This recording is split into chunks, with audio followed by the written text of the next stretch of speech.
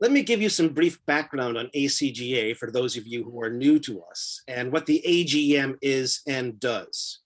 ACGA, first of all, is a nonprofit 501c3 organization dedicated to the promotion of Scottish Gaelic language and culture and the support of learners of the language throughout North America, including at the moment, the United States and Canada. We organize events and attempt to serve as a resource and network for learners. ACGA was founded in 1980 in the Washington, D.C. area, interestingly, by a small group of native speakers, and incorporated in 1984. So the AGM is an annual meeting of the board of directors, officers, and members of the organization. The stated goal of the AGM is for the board to report to the members on our plans and activities. But the AGM is also a chance for the membership to engage the board in a discussion about the organization, their own aspirations, and to suggest actions or ideas that may be pursued by the organization. This is also a public meeting, meeting that non-members interested in ACGA and Scottish Gaelic may attend as well, but not vote if we have any issue that needs to be voted on. So here's what you will hear in the next few hours. Reports from the president, treasurer, and membership secretary, as well as the heads of our committees. We'll try to keep all these reports as short as possible to allow more room for discussion. We will also allow a brief period for 1 or 2 questions after each report, but we'll ask you to hold most of your questions until the period of open discussion after the reports. That way we can prevent ourselves from being bogged down in one area for too long. We request also that everyone please stay on mute while others are speaking and raise your hand if you have a question. I'll take you off mute then, or Shannon will take you off mute. We'll also hear from 2 special guests, Seamus Greymo, CEO of Scotland's An Comunn Gàidhealach, the organizers of the Royal National Maud and the inspiration for ACGA, and Iseabail Mactaggart, Director of Multi-Platform Content at MG Alba, the Gaelic media service that produces much of the content for BBC Alba. Seamus will discuss how ACGA has dealt with the pandemic and its plans for 2021, while Iseabail will tell us about Speak Gaelic, which is an exciting new multimedia Gaelic course and language campaign directed at adult learners that MG Alba is preparing with the BBC and Salmorastic. We're delighted that they could join us. This is also new for us, having special guests coming to an AGM and joining us here. So we're delighted they could come. The Córa Cosculture, or open discussion after our reports, to my mind, is the most important part of our program today. We're not here just to talk to you about our accomplishments or goals, but to hear and to learn from you. How can we help you on your Gaelic journey? For there's no doubt as learners, we are all on a journey. Would you like to join us in a project or a campaign? Do you have ideas or suggestions to share? This is the time for us to engage in that conversation, and I really look forward to that portion of our program. After our discussion, we'll adjourn and proceed to our post-AGM Ceilidh. I hope some of you will have songs, poems, or stories to share. The business portion of this meeting, as I mentioned, is being recorded, but the social portion of the Ceilidh will not be. Eventually, the recording of the business portion will be available online, most likely on our website. And with that, once again, welcome, and we'll proceed to the President's report.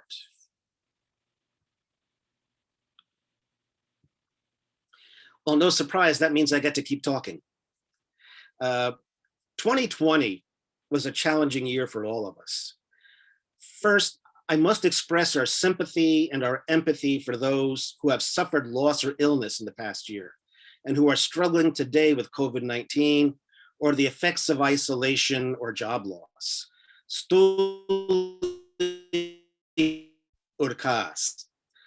The COVID-19 pandemic had a profound effect on ACGA, as it did on all of us and on all small nonprofit organizations. As Scottish Gaelic learners, we missed the opportunity to be together in classrooms and workshops, at events. We missed the opportunity to travel and visit friends in Scotland, Cape Breton, and other places. We missed the opportunity to go to Grandfather Mountain or to go to Seattle, or to go to any of the mods in Ohio, North Carolina, Pennsylvania, that we so often attend. But we've managed to keep our sense of community and connection alive by meeting virtually through Zoom as we are today. In fact, the rapid growth of online events across the Gaelic world over the past year is nothing short of transformational. And it will continue to reshape how organizations and communities like ours connect and work together for years to come, even after COVID-19 fades. ACGA and the greater Gaelic community of which it is a part are closer now than at any time before, as technology helps us overcome restrictions on travel and on meetings. Our two core events, the Grandfather Mountain Gaelic Song and Language Week and the US National Mod, both went virtual last year, the first in July and the second in November, and both were highly successful, with each attracting more than 40 attendees. For us, that's a large number for both those events. We also joined with Gaelic Potomac, the Gaelic learning community in the Washington, D.C. metropolitan area, in organizing an online An Comunn in January. That's a Gaelic poetry night. An Comunn Gàidhealach Toronto also hosted an online An Comunn, a sign this event celebrating Gaelic poets and poetry is growing and spreading despite COVID-19. So while some might think of 2020, if we think back to the naming pattern for years in Gaelic, Blian na Chearlaigh, you might think of 2020 as Blian na COVID. I prefer to think of it as Blian na Zoom. This year, I would like to think is going to be Blian na Chorum, a year of opportunity. At ACGA, we have the opportunity to create more online content in the form of virtual events and videos this year, and we will. Both of our main events, the Gaelic Song and Language Week and the Mod, will be virtual again this year.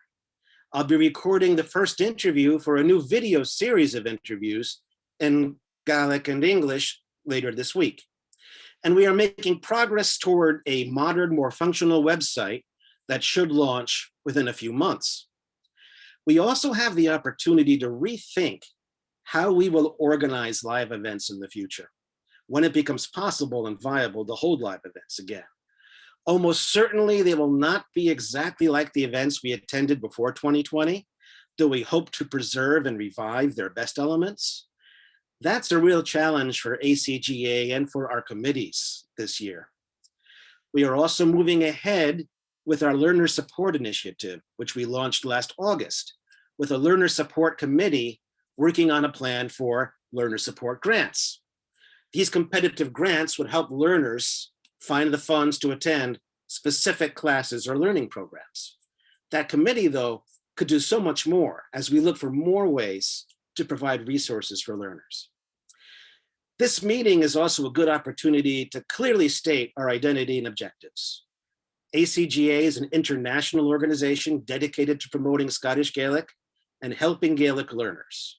We will work shoulder to shoulder with like-minded organizations and learning communities as partners and equals to achieve those goals. Gaelic learning community development in North America and the networking of these communities are primary goals for us. As we do good work, I'm confident good people will join us and support us. I would like to publicly thank the board members of ACGA and all the committee members who have worked so hard this past year.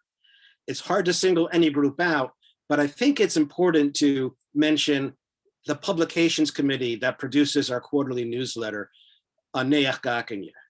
I think these are unsung heroes of ACGA. We have now a high quality bilingual quarterly newsletter, which its like is not to be found, I think, across the Gaelic world. I'd also like to thank my predecessors in this post. Some of them are here today. Rudy Ramsey, for example, and John Fraser, and especially immediate past president, Mike Mackay, who laid the foundation for much of the work we are doing today in his terms as president. One more thing, I must offer condolences and the condolences of ACGA to the family of Donald F. McDonald, who passed away recently at the age of 94. Donald offered decades of support for ACGA and the US National Maud, starting with the first Maud, Virginia, in 1988. He was the husband of Marietta MacLeod of Lewis and brother-in-law of Kitty MacLeod, the Gaelic singer. He was a journalist in the US and in Scotland and founder of the Grandfather Mountain Highland Games in North Carolina. He was also, as you may know, the uncle of Jamie MacDonald, who with his uncle's support proposed establishing an ACGA Maud at the AGM in 1987. If Jamie would like to say a few words about Donald and his contributions, I would welcome that now. Okay, there's so much that he did to further the Scottish revival in America, really, the Scottish cultural revival. I guess, first of all, when he went to Scotland, he became very excited about starting things in the United States. When he came back in 1956, he started the games, the Grandfather Mountain Highland Games. That same year, he also founded the Clondonald Society of America, which is still going now, and great guns. And he also had the first, started the first Scottish Country Dance Society in North Carolina. And he invited the Black Watch Pipes and Drums to Charlotte to have a tattoo, a military tattoo, about the same time. And certainly when he was in Scotland, and he wrote me when I was still working in North Carolina, he wrote me and said, let's have a Maud. And so he and I worked on that together. In the 1990s, he came back to America, to Grandfather Mountain, to promote the Gaelic. And he established a Gaelic tent there at Grandfather Mountain, where he used to teach Gaelic songs and I would teach Gaelic language. And after a while, I sort of got saddled with both the things. When he had other things he was off doing.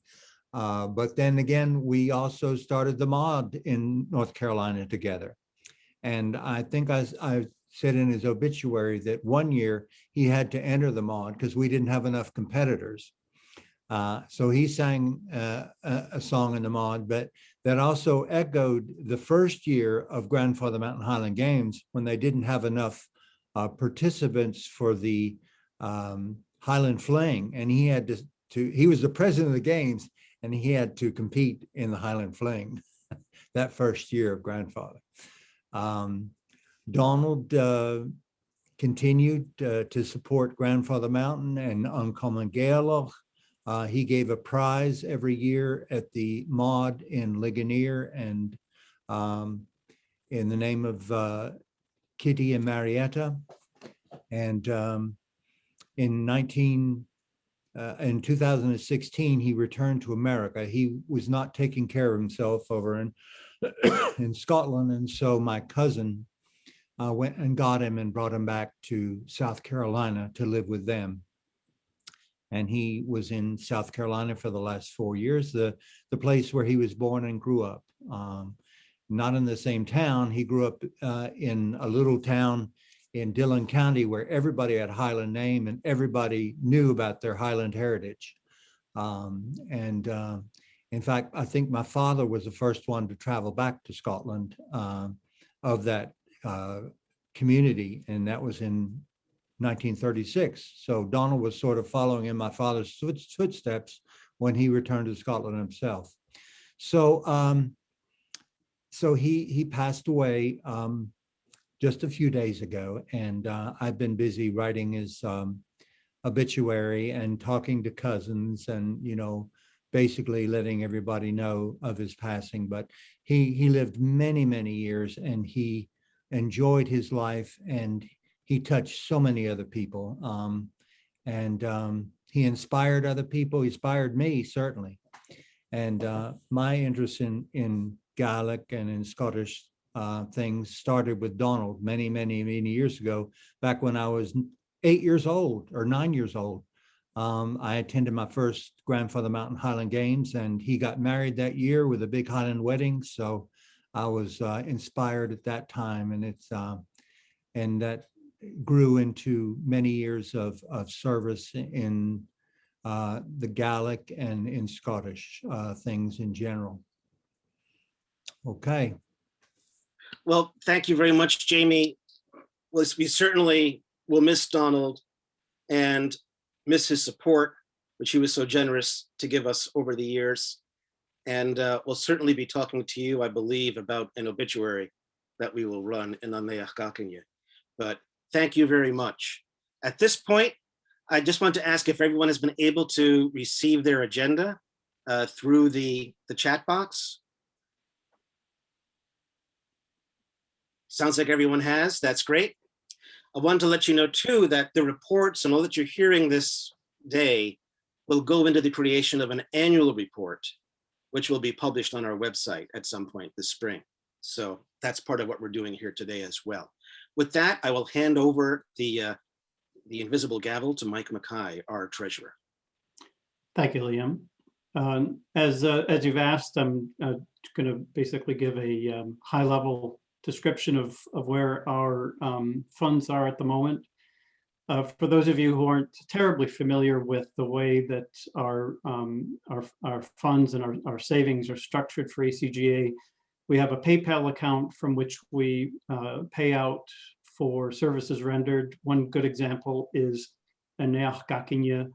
The contributors and editors for that publication get paid through PayPal, so we have joined the digital age there for the most part. We have an account at the Bank of America, a checking account and a savings account.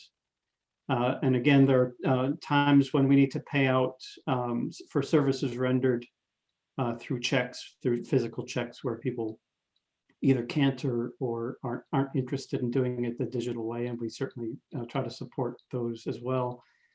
And then also we have a Canadian account that's part of the Toronto Learners Association that is really as much of a convenience as anything else for people who pay dues or for services and exchanges that we do over in Canada. So for those three accounts, I'll give a very quick summary of where we are.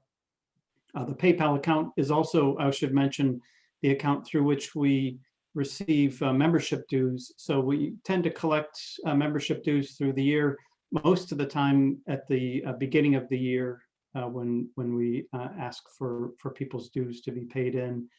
And then as that collects, we move it into the Bank of America account. So at the moment, because it is a membership season, we are sitting at just a little under $7,000 in the PayPal account, $6,942.65 in PayPal. In about a month or so, that will get transferred, or a good deal of it will get transferred to the Bank of America account. That account at Bank of America has just under $16,000, $15,970.80 in checking, and we keep about $500 balance in savings, because as a business account for Bank of America, they request that you have checking and savings. That's just part of their policy. We have $509.48 in the Bank of America savings account.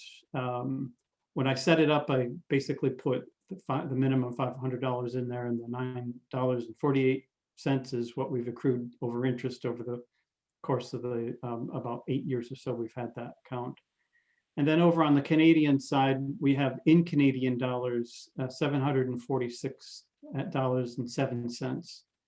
So as you can see, to put a little bit of interpretation on where we are, we're certainly in very good shape in terms of finances. We tend to work on a pretty good budget. We tend to have our events pay for themselves. And so what this means, I think we can interpret, is that we have a fair amount of funds to kick off and sustain the efforts that we want to do. We have some expenses, for example, revamping the website, which needs to be done, paying out, as I mentioned, for people who do An Comunn and contribute to it, which is a valuable publication, well worth the money we spend on that. But we are pretty well poised to be able to launch into new initiatives and to fund things that we want to try to do as Liam steers the Gaelic Society forward. And I'll just take that opportunity to thank Liam for all the splendid work that he's done so far, moving the society forward. And I think we've got the people and we've got the resources we need to take the next steps in making ACGA not only the fine society that it has been, but to grow even more in our digital age. And with that, I think I will conclude the Treasurer's report. Tapad Miho. And thank you again for your kind words there too. Let's go on to our membership report from Janice Chen, our membership secretary.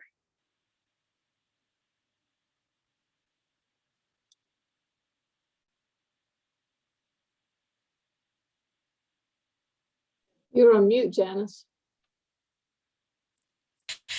Well, Tappa, that's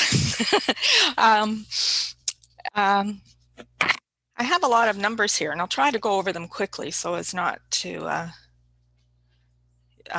be too confusing. But first of all, ACGA membership is based on an annual renewal on the anniversary date. The fee structure, it hasn't changed for about a decade, I'm sure, except for the addition of a youth membership a few years ago. Is $35 a year for an individual, $45 for a family, and that includes at least 2 individuals. Minor children can be included in that. We have a youth membership for those 25 years and under, and that's only $15. And there is a club or corporate membership, which is $50. As was mentioned by Mike, payment is overwhelmingly through PayPal. And that's I have to say, that's very convenient for us. But we still do accept checks to the, either to the Toronto Gaelic Learners Association in Toronto for Canadian members, or to the P.O. Box in Alexandria, Virginia. This does create delays, because of the post and so on. So it is, we encourage people to use PayPal if they can. So members receive a reminder at the first of the month that their membership expires, and 2 follow-up reminders are sent if that's necessary. But if there's no response after the 3rd reminder, we kind of get the hint that maybe members aren't coming back. Membership over the past 5 years, it's a little difficult to compare years because in 2019, before 2019, membership was due December 31st in a year. And if a member wanted to join, say in July, then we prorated that membership so that they didn't pay the full fee. But then we decided to go back to an anniversary date membership, so that your membership's due on the date that you joined. So this year so far, and as Mike said, the bulk of our membership is still sort of due at the beginning of the year. So we have 85 memberships, individual memberships, and remember, memberships are different than members. So we have 85 individual members and memberships, 7 family memberships, which includes 2 or more people, 2 youth memberships, and 2 club memberships. We compare this to last year when at this time we had 90 individual members, and the other numbers are the same. So we're down a little bit this year. I should say too that these numbers are for January. So I have had 2 or 3 renewals. So we're getting up to almost the 90 point again. I'm not sure the other numbers are very interesting because they reflect lower membership at the beginning of the year, because when we had in-person events, we had to make sure that attendees were members because of insurance purposes. So when we did registration, say for instance for Grandfather Mountain, we'd get a lot of memberships coming in July, for instance, or for the mod. I don't think we had to pay insurance for the mod, so we never charged extra for that. So it's a little hard to compare anything after or before 2020 in terms of numbers. But I believe Liam said he found that in 1987 membership report, we had about 140 members or something like that. It was actually a much higher membership in the late 1980s. And, yeah. Part of that, I think, is there was not as much else for people Right. out there. That's one thing. We're lucky that today there's so much going on in the Gaelic world. Yeah. That, ACGA isn't as unique as it once was in some respects. There's a lot more concentration, I think, in just a few areas. The majority of members actually reside on the East Coast of the United States. So we've got, New York, the DC area, Virginia, North Carolina represented quite heavily. I think they're about. A couple of years ago, we had a map created which showed the membership, and you could see the almost like waves going inland. And there were quite a few as you got onto the coast, and then you got another band for the inland and another band, and then there were concentrations elsewhere, but those were the major concentrations. Yeah. I would just say, though, from what you shared with me, the numbers, while it's hard to compare them, they actually are better now than they were 4 or 5 years ago. Yeah. Which tells me that we are moving in a good direction. Like any small organization, ACGA has trouble retaining membership, has trouble bringing in new members. I see this across the board when I talk to people from other organizations. So it's not surprising, but I do feel that, at this point in time, especially coming out of the worst recession since the 1930s, we're in a pretty good position. Yeah. Strangely enough, you look at numbers from 2017 to 2020, we have on average 20 new members a year. But as Liam said, the problem is retaining them. We have to do something to retain them so that they don't drop their membership after a year. Exactly. That's something we'll have to look into in this coming year. Okay. Yeah. And interestingly enough, we have some international members. We have 3 members from Scotland, and we have 6 members in Canada, and 1 in Alberta, 2 in Ontario, 1 in Quebec, and 2 in Nova Scotia. So we're becoming international. As we should be. Yes. Other than that,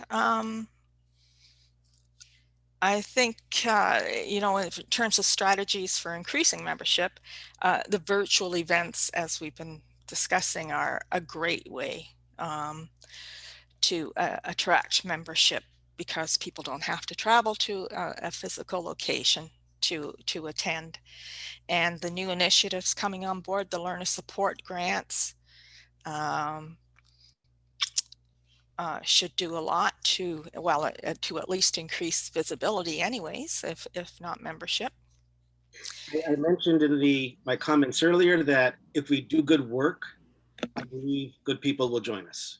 Mm-hmm. That the good work, people want to join an organization because they see it doing something for them and for the Gaelic world. And that's what we're trying to do. So we'll continue to work on that. Yeah. And any suggestions anyone has about what they think membership could be doing to attract new members, or things they would like to see as members, always welcome for you to contact anyone, you know, myself or anyone on the board with their ideas. You can contact us, and you can also share them during our open discussion in a little while this afternoon. So with that, first I'd like to ask if there were any, you have time for 1 or 2 questions before we go to the next segment of our program. Anybody want to unmute and ask a question of the officers so far? Could I just clarify one thing that Mike said about An Comunn Gàidhealach? The editors are not paid. We have Thank you. so we're completely volunteer. The only payments are to our, well, one editor is paid, our Gaelic editor, Gilabreja Mactaggart. He is paid for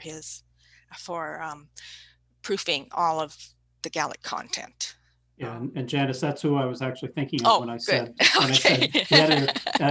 I didn't mean to imply that the rest of you were paid. Although, I mean, honestly, you should be for the standard, the high standard that you always provide the newsletter at. It's just, I think it's one of the best publications that I've seen, you know, hands down. But you know, maybe when we hit it rich and we're, you know, multinational, huge organization, you can finally get paid what you're worth for the excellent work that you do. Oh, it's a labor of love. Don't worry about it. Yeah, we all know that. Okay, well, with that, I think we'll move on to the next segment of our program, which is to hear from one of our special guests, Seamus Greymo. I think many of you know Seamus. If you've attended ACGA's MODS or the MOD Nanlachan Mora in Ohio, you may have met him there. He is a MOD gold medalist in Scotland, who I'll let him tell us what year he won the gold medal in. But you know, he has been, for the past 10 years, he had been, I believe, the MOD manager. And last year in March, he became the CEO of An Comunn Gàidhealach.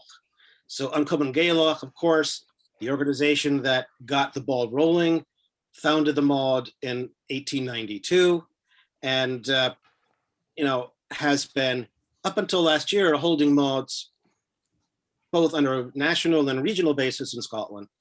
Last year, of course, was a different year, and one of the things we hope to hear about is the experience of ACG during the pandemic, which led to the virtual MOD, which many people in ACGA actually attended and participated in, and what the organization's plans are, what his plans are for 2021. So with that, I'll hand the program over to Seamus. An Comunn Gàidhealach, Liam, wil je gaan aflunchen, Kerstjaar? Ha, good job. Fisker Magaif, An Comunn Gàidhealach, Shona Vilahi, Gachanya, Liam. Many thanks for the invitation. Very grateful to be part of your AGM tonight. Well, tonight with us, I noticed earlier for some of you. And it's nice to recognise so many friendly and familiar faces as well. Almost everybody on the meeting, which is really nice. Yeah, as you said, Liam, it must have been written in the stars for me to start in the job in April. The 1st of April I started. I remember we had our AGM, An Comunn Gàidhealach AGM last year in Inverness on the 13th of March, 2 weeks before my predecessor leaving the post of CEO. And I think it was the same day as the first confirmed death in Scotland due to COVID. That was a physical meeting, we were all together, and come the Monday, we were all working from home, our offices shut, and have been since then, almost a year ago now.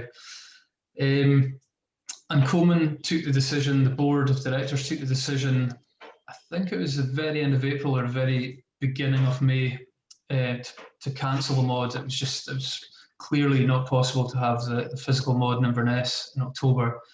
We were seeing all the events, all the arts events, especially throughout the world, really, throughout Scotland and the UK and the world, falling victim of the pandemic one after one. So it was the only logical decision, and that left us without a MOD for the first time since 1982, other than the war years. So as an organisation, like like we saw with loads of other events, we kind of resolved to think, well, what other way could we have a positive effect on the language and culture, not just as a response to the a difficult situation, but to fulfil our principal aims as well and objections of promoting Gaelic language and culture. So of course, the only vehicle to do that was to go online and try and hold an event online, which we did in October. It was a very different event, as you can imagine. There was a steep learning curve, trying to learn new skills and figure out exactly how we were going to deliver it and make sure there was participation. At a time when schools over here were shut as well, the schools were closed, all kids were being homeschooled, and that's a huge part of our entry allocation that comes from schools and teachers, of course. However, we were really pleased with the entries we did get in such a short time. We got around 550 to 600 individual entries, video submissions that were sent in. We got a huge uptake from abroad this year, which was, I think you touched on it earlier on, about one of the positives of the pandemic is, the moving online and the accessibility. And we certainly saw that with international dimension. We had a choir from Argentina record a socially distant performance. We had, I think, about 10 states in America represented in terms of participation, Canada, Holland, England and Wales as well. So we were delighted with the uptake. The usual syllabus of competitions, of course, was reconstructed. Choirs obviously didn't come into the equation because it couldn't come together, although some choirs were really creative and managed, had the ability and the means to record pieces virtually and submit them, which we were really grateful for as well. In terms of the adjudication, we focus on kind of a more participation showcase, if you like, rather than an out-and-out competition. So instead of the usual traditional first, second and thirds, we employed three kind of exceptional, highly commended and commended commendation kind of categories, if you like. And we employed probably around 20 adjudicators, I think, who judged the performances online, also recorded their feedback online. Ultimately, we then had to edit all the programs together again, which we hadn't done before, but we managed to do, and we made 7 kind of special compilation programs showcasing the participants from all the categories, roughly about an hour and a half to 2 hours long, and they went out via our social media channels, Facebook and YouTube. Other than that, we had the kind of usual overarching fringe element, if you like. We had everything from workshops to children's events to concerts to lectures and literature events, which were really well attended as well. And we were grateful as well that the BBC were on board as well with broadcasting radio and television programs, and that really kind of complemented what we were doing online. And for an event that took place online, it really did help create a kind of mod atmosphere, albeit that we weren't there physically. That's probably a very kind of general picture of how we did it this year. We were also lucky as well and enjoyed undertaking more project-based work this year. We did online Gaelic classes for our Gaelic choirs, for example, which are still ongoing just now. We ran a series of Taikeli concerts, which featured specific themes for every concert. So, for example, the 1990s gold medal winners all appeared at one concert in the 2000s and whatever. And then we did the same for the traditional medal, which went down really well. And again, we got really good support from the BBC for that as well in terms of archive footage and stuff. So yeah, we've come through it fairly unscathed in terms of budgeting and funding. We've been lucky. We've kind of been able to cut our cloth accordingly.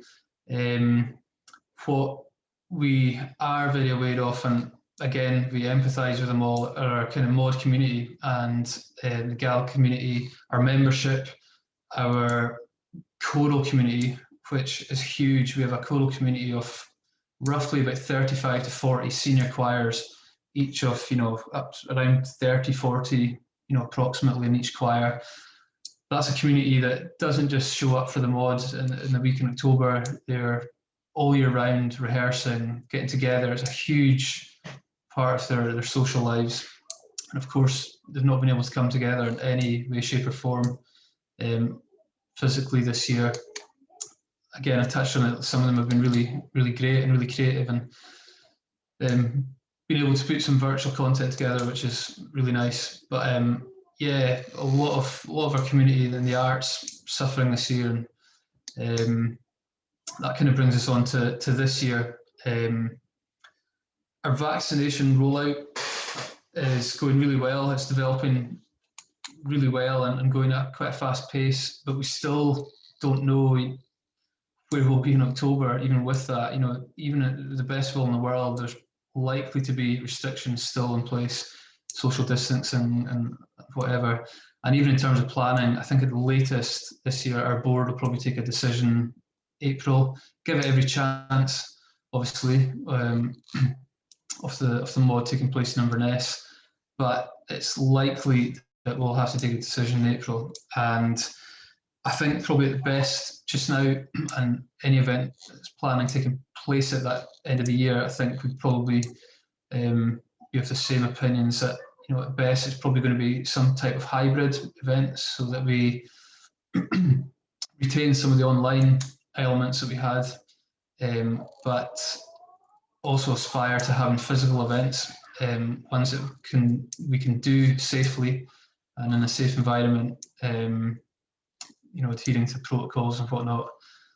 So that's where we are just now. Of course, we've got the network of local mods as well, or provincial mods. We have 18 of them. Last year, the first one was due to take place in March, just as the pandemic was starting. That was our Edinburgh mod. And most of them taking place at the height of summer. Of course, they had to cancel them straight away. The time lead-in, didn't allow for them to make alternate plans. They're all run by committees, voluntary committees as well in these areas. But even with that, I think 4 took place virtually, and we're really grateful to them for doing that. This year, we're working with the local mods to try and provide technical support for them to all take place, hopefully, online. Again, it probably won't be in a traditional format. It might be, instead of a traditional provincial mod, it might be more of a kind of showcase event over a day or two, or even a Gaelic day or something. But as long as it's kind of retaining the interest of the communities where the local mods are, and retaining the interest of the participants, children and adults alike. So that's going to be quite a big undertaking for us this year as well, on top of organising the national in whatever form it's going to be. I think I've probably covered very succinctly where we are, Liam. I don't know if anyone's got any questions they want to ask or any points. I have one question.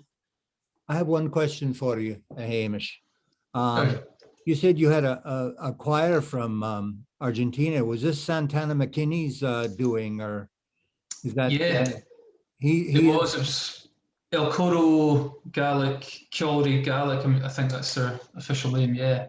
That's great. That's great. Yeah, they're fantastic. They came together in a church actually, and they were socially distant in the church, and they managed to do a couple of songs. Yeah, perform a couple of songs, which is great. I met him years and years ago. Yeah. We obviously hope that there will be a live event in Inverness this year, but I wanted to ask, even if there is, do you think you will also continue a virtual event? Many of us outside of Scotland found that really to be a good event, and it gave us an opportunity to participate, even in good years sometimes, in what used to be called normal years. It's sometimes difficult for us to get away and to participate, but you gave us an open door this past year. Yeah, definitely. I mean, that's the main aspect that we want to retain, Liam, because it was so successful, and it's that way. You know, I think loads of events and organisations were probably the same, but it took like a pandemic for many events to realise, gee, you know, we could have been doing this before. You know, even like concerts that are being streamed. You know, I've been hearing over here. I've been hearing bands that when they go back to gigging, they're saying, you know, we're not only going to be gigging, but once that hall is sold out, we're going to be streaming as well to our wider audience, and you know, monetize it that way. So you know, there's things that it took a pandemic for us to realise, you know, to implement. But definitely, I mean, if there's a way that we can retain that international interest and sort of collaboration as well, because you know, it's a huge barrier, the travel, the cost, you know, for coming over. I know many of you have been over at the mod before, but it's, you know, it's a huge barrier and a huge ask for people to do. But there's a way of doing it. We've proved, you know, there's a way of doing it, and it's just been sort of kind of clever about it, creative about it, to try and integrate it into the mod. So it's not just seen as a standalone, or you know, the online aspect. You know, we want to try and integrate it as well, as best we can. So yeah, that's definitely on the agenda.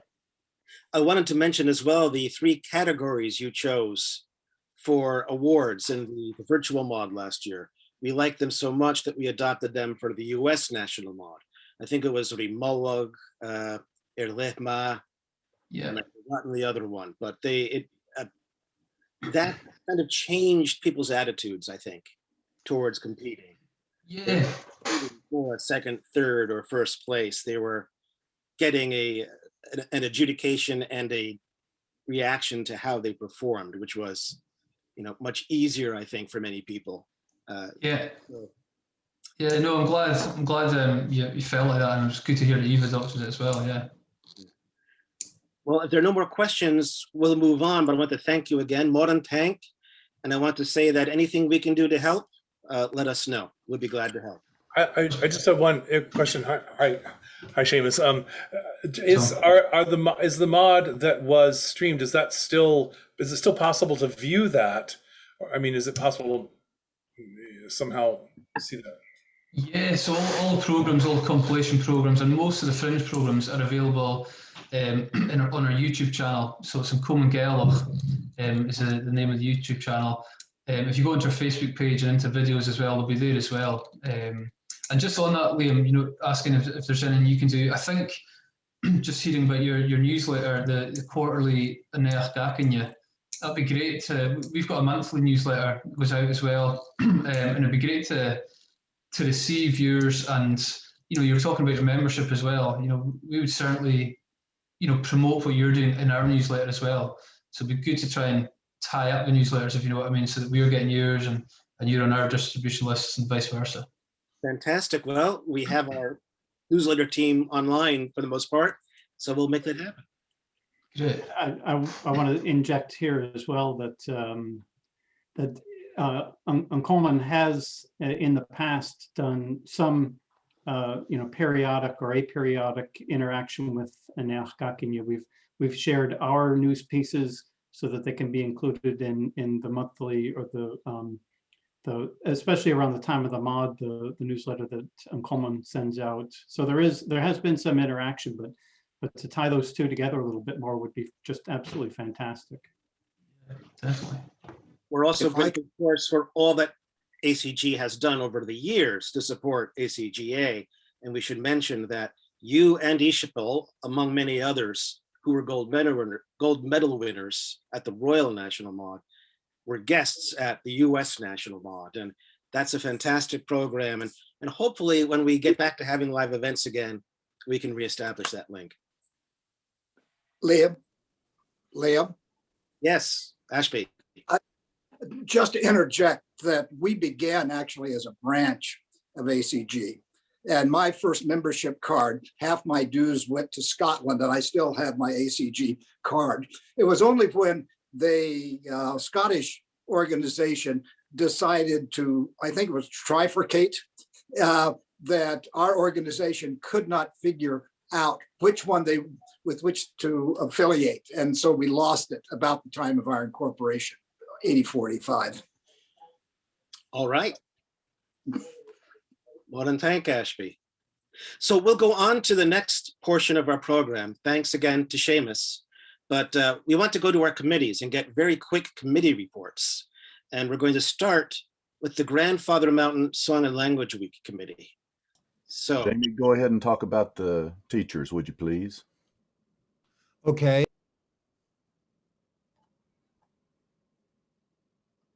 You're on mute again. There you go. Sorry, I thought I unmuted.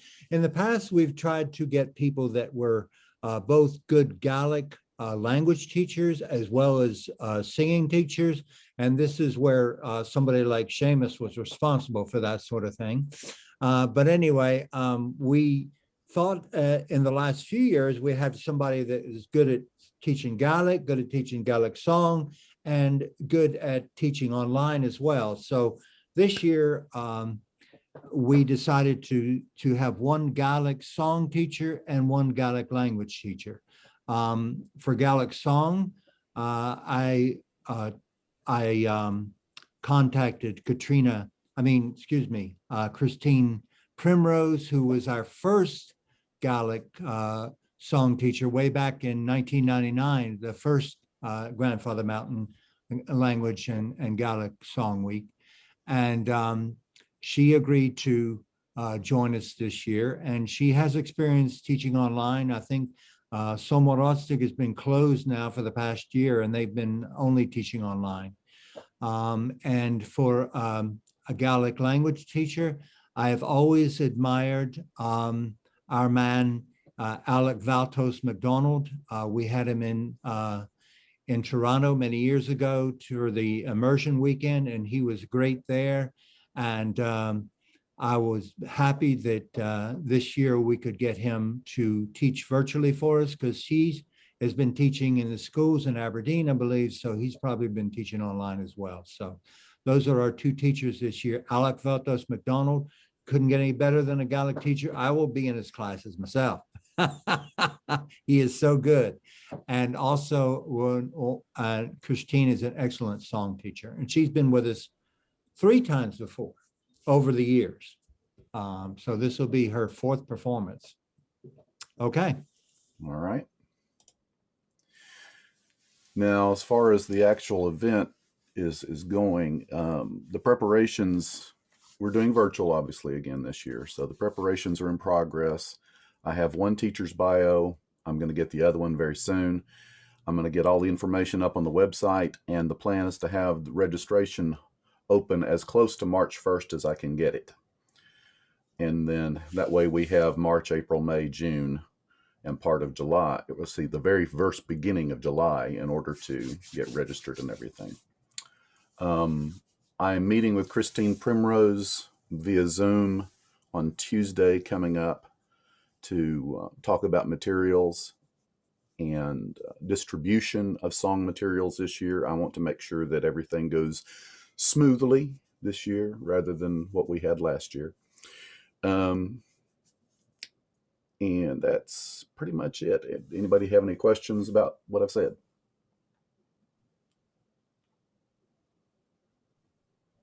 Are you catering for 3 levels, 3 ability levels, like normal? Like normal. Like Okay. normal.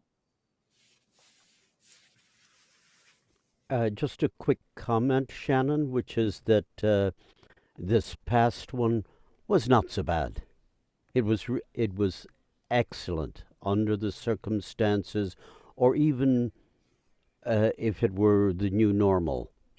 Well, every event has its foibles and can improve in one way or another, and the distribution of the learning materials is the one I'm focusing on this year. I do second. This is Emily McEwen. I want to second John on that. I thought that for a first time pivot and just for an online event in general, it was fantastic.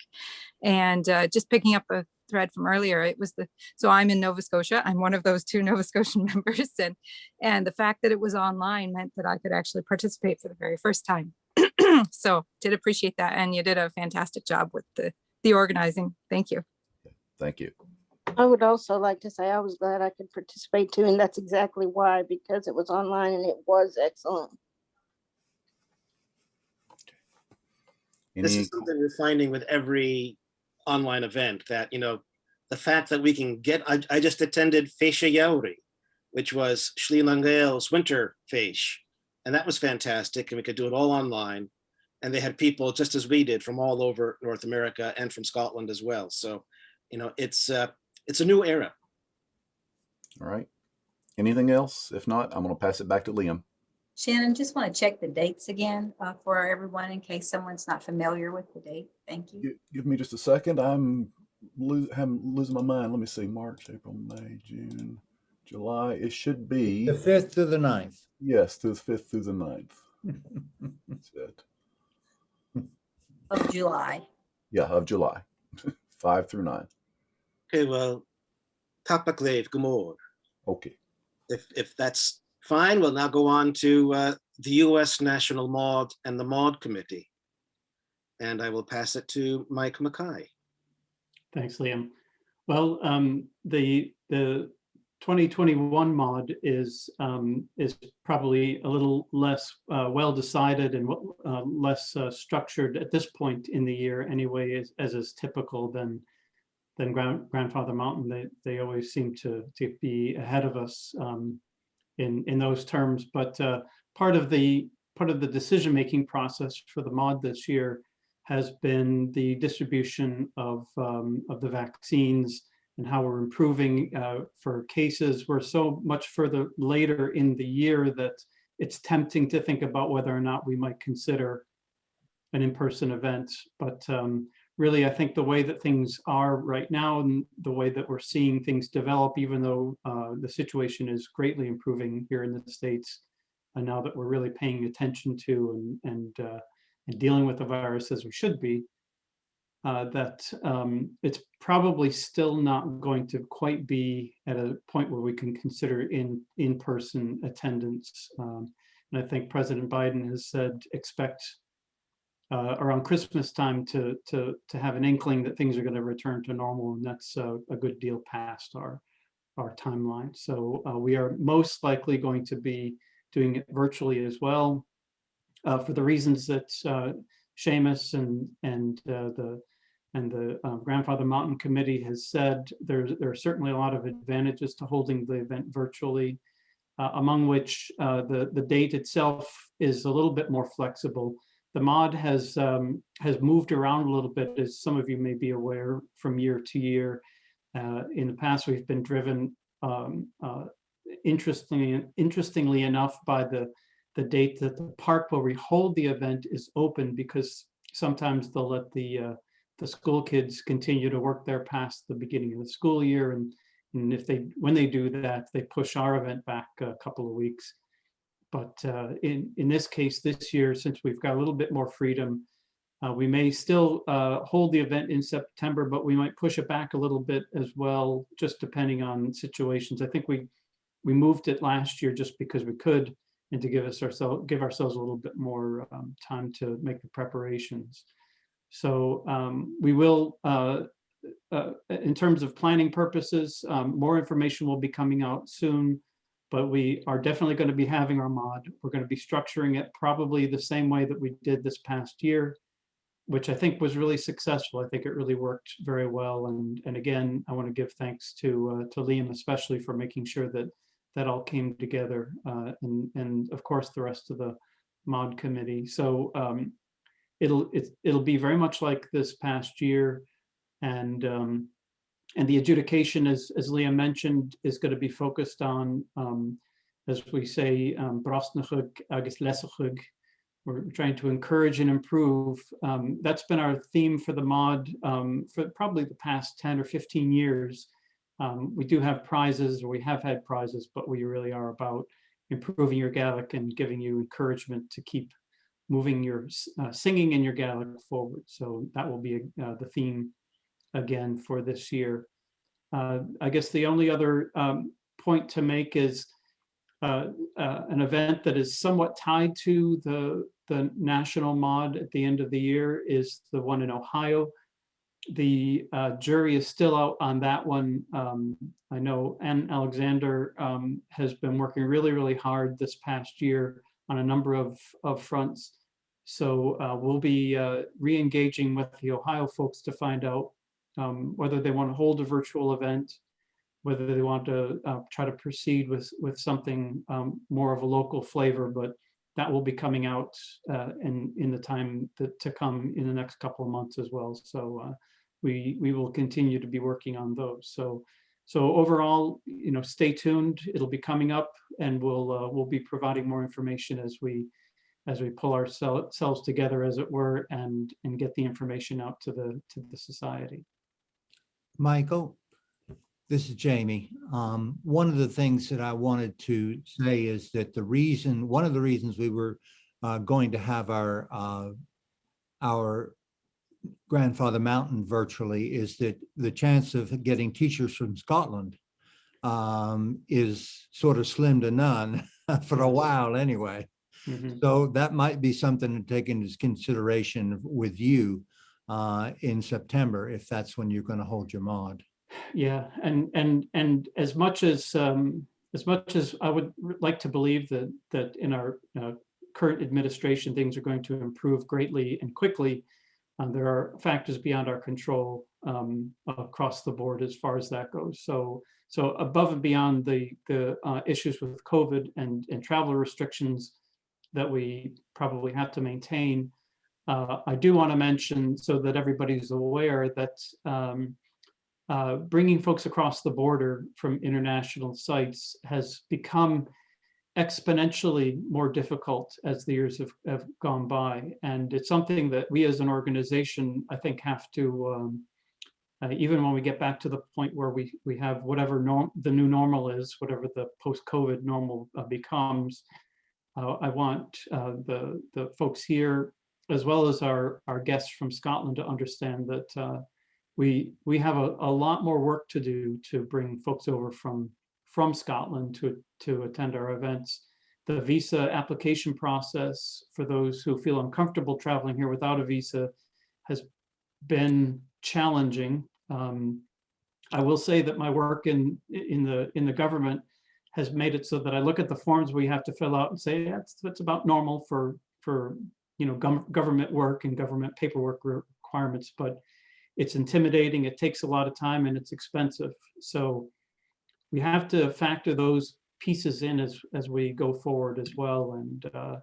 And what it means is that as we get to the point where we can invite people over from Scotland to teach and to showcase what they can do, that the whole process for bringing somebody over has to start, well, I think essentially it has to start almost, 6 months in advance.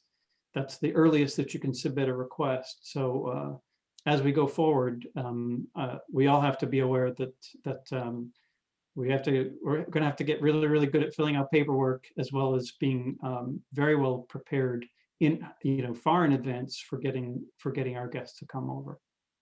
Well, I think that's one element when we talk about how we will be holding live events in the future when we can again, and whether we'll be doing it exactly the same way we had been.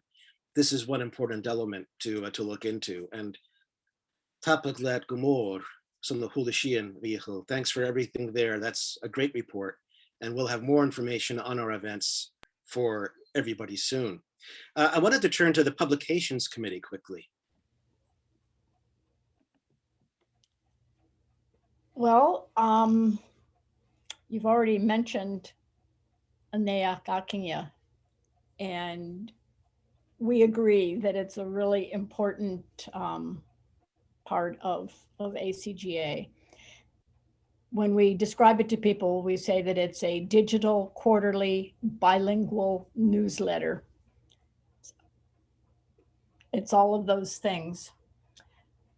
It's produced by a team of 4 editors who work collaboratively, taking turns being lead editor, issue by issue. And we work with other volunteers who help write and proofread articles. And we have a wonderfully talented and creative layout editor as well. we average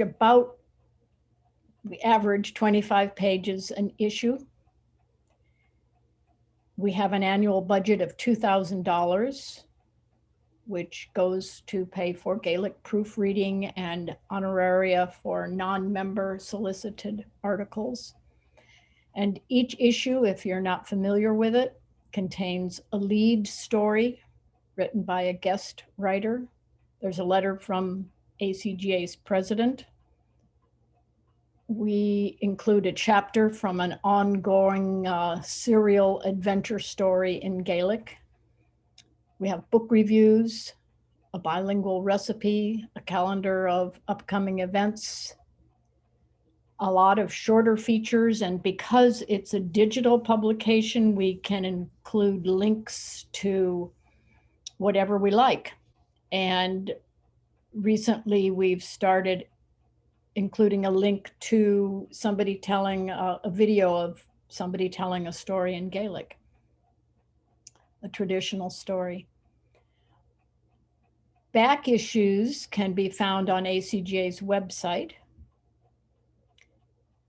except for the most recent year. Those are not posted immediately so that the newsletter is a benefit for members. And if any of you here have ideas for articles that you'd like to see in the newsletter or that you'd like to write, or if you'd like to volunteer as a proofreader, you can get in touch with any one of the editors through the email address listed on the back of the newsletter. And we hope you enjoy it. Thank you very much, Cam. And that serialized Gaelic story will be returning soon. I know I have. It's written by Liam. I have 6 more chapters to write. Yep. The topic led. I should say a quick word about the website and the website committee. Last year, we decided that our current website, which is going to be very creaky, needs to be replaced, not just updated, but replaced. And, you know, as with many things, ACGA over the years has relied on volunteers. We are all volunteers. We don't have a lot of website developers in our midst. We have had some who have worked on this in the past, but we went to a design company called Red Tail Design, which is creating a new, modern, much more functional website, which will be launched sometime within the next few months. The sooner, the better, in my opinion. We are paying them for that. That's part of our budget, but it will be very well worth it when we're done. The head of that committee cannot be here today. That's Jeff Justice, our vice president. And we also have Shannon Duncan on that committee who is helping us with development as well. So we're looking forward very much to having a much more engaging, much more content and feature-rich website, which everyone will be able to access. So we'll have more on that in the near future. With that, the Learner Support Committee is our next committee that we want to talk. And I can talk a little bit about that and then hand it off to Eileen or to Cam or anybody else who wants to jump in. We have about 4 members right now. The Learner Support Committee was established last year to help revive the idea of providing some financial aid to learners. And in the past, we've had scholarship programs. We decided not to go back to a scholarship program. That to me is something more tied to an academic year and to academic institutions. Well, that's all fine, but we decided we wanted to go more down the road of supporting classes and teachers, organizations that we know, such as the Atlantic Gaelic Academy or the Gaelic College in Nova Scotia, Ann Desson and Jason Bond as teachers online. And there may be others as well that we will develop relationships with. And through this Learner Support Grant program, we will direct the learners who apply for a grant to one of these options. And hopefully that is going to be ready for this year. We're working on it. and we need to make certain steps in terms of getting the application process, getting things off the ground. So that is something that we hope will, be open and available soon, and certainly will be helpful to people. Cam, Eileen, do you want to add anything to that?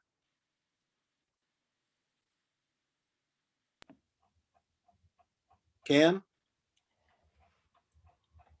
I'd say watch for an announcement in the newsletter or for an email, the general email from ACGA. We'll let you know when we're ready to start the process of whatever it is we're going to end up doing. We have what we think is a wonderful idea. We're just not quite ready to implement it yet.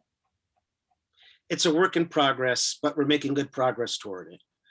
There's also, with the Learner Support Committee, there's also opportunity to do more than talk about grants. We've talked about teacher training. We can talk about resources that would support learners or support Gaelic learning communities. A lot of that, it's all there to be discussed. And if you have ideas about that, please bring it up in the open forum, which we'll get to in a little while. So Gaelic learning communities. Gaelic learning communities is an initiative that we began really about 4 years ago. And it's critical to the way we think about ACGA and the way we at ACGA think about the larger Gaelic world in North America. For many, many years, practically since I became involved, ACGA has carried in the newsletter line a listing of teachers, study groups, classes in the United States and Canada. And the focus has really been, we're thinking about learning in terms of, oh, here's where you can find an evening class, or here's where you can find a study group. We've moved beyond that and are looking now more at learning communities. Outside of Cape Breton and Nova Scotia, we may not have Gaelic speaking communities in North America, but we have what we see as Gaelic learning communities. And this is more than just a study group or a class. This is, everything a community entails. It's activities and events, it's individual relationships, it's networking. It could be fun events that use the language, not just a class. So we've been trying to identify over the past few years. We started with a survey, which brought us back information on a number of what we call Gaelic learning communities in different areas. And we've been working since then to come up with ways to help those communities get off the ground, expand, and again, support the learners who are there. In that respect, we've done a lot of work with individual communities. As part of the project, we created one in Washington, D.C., which I'm the co-director along with Kathleen Mackay. That's Gaelic Fatolmic. We've held about 40 events over the past 3 years. So we started Eichin and Barged, which is a Gaelic poetry night in January, close to Robert Burns Day.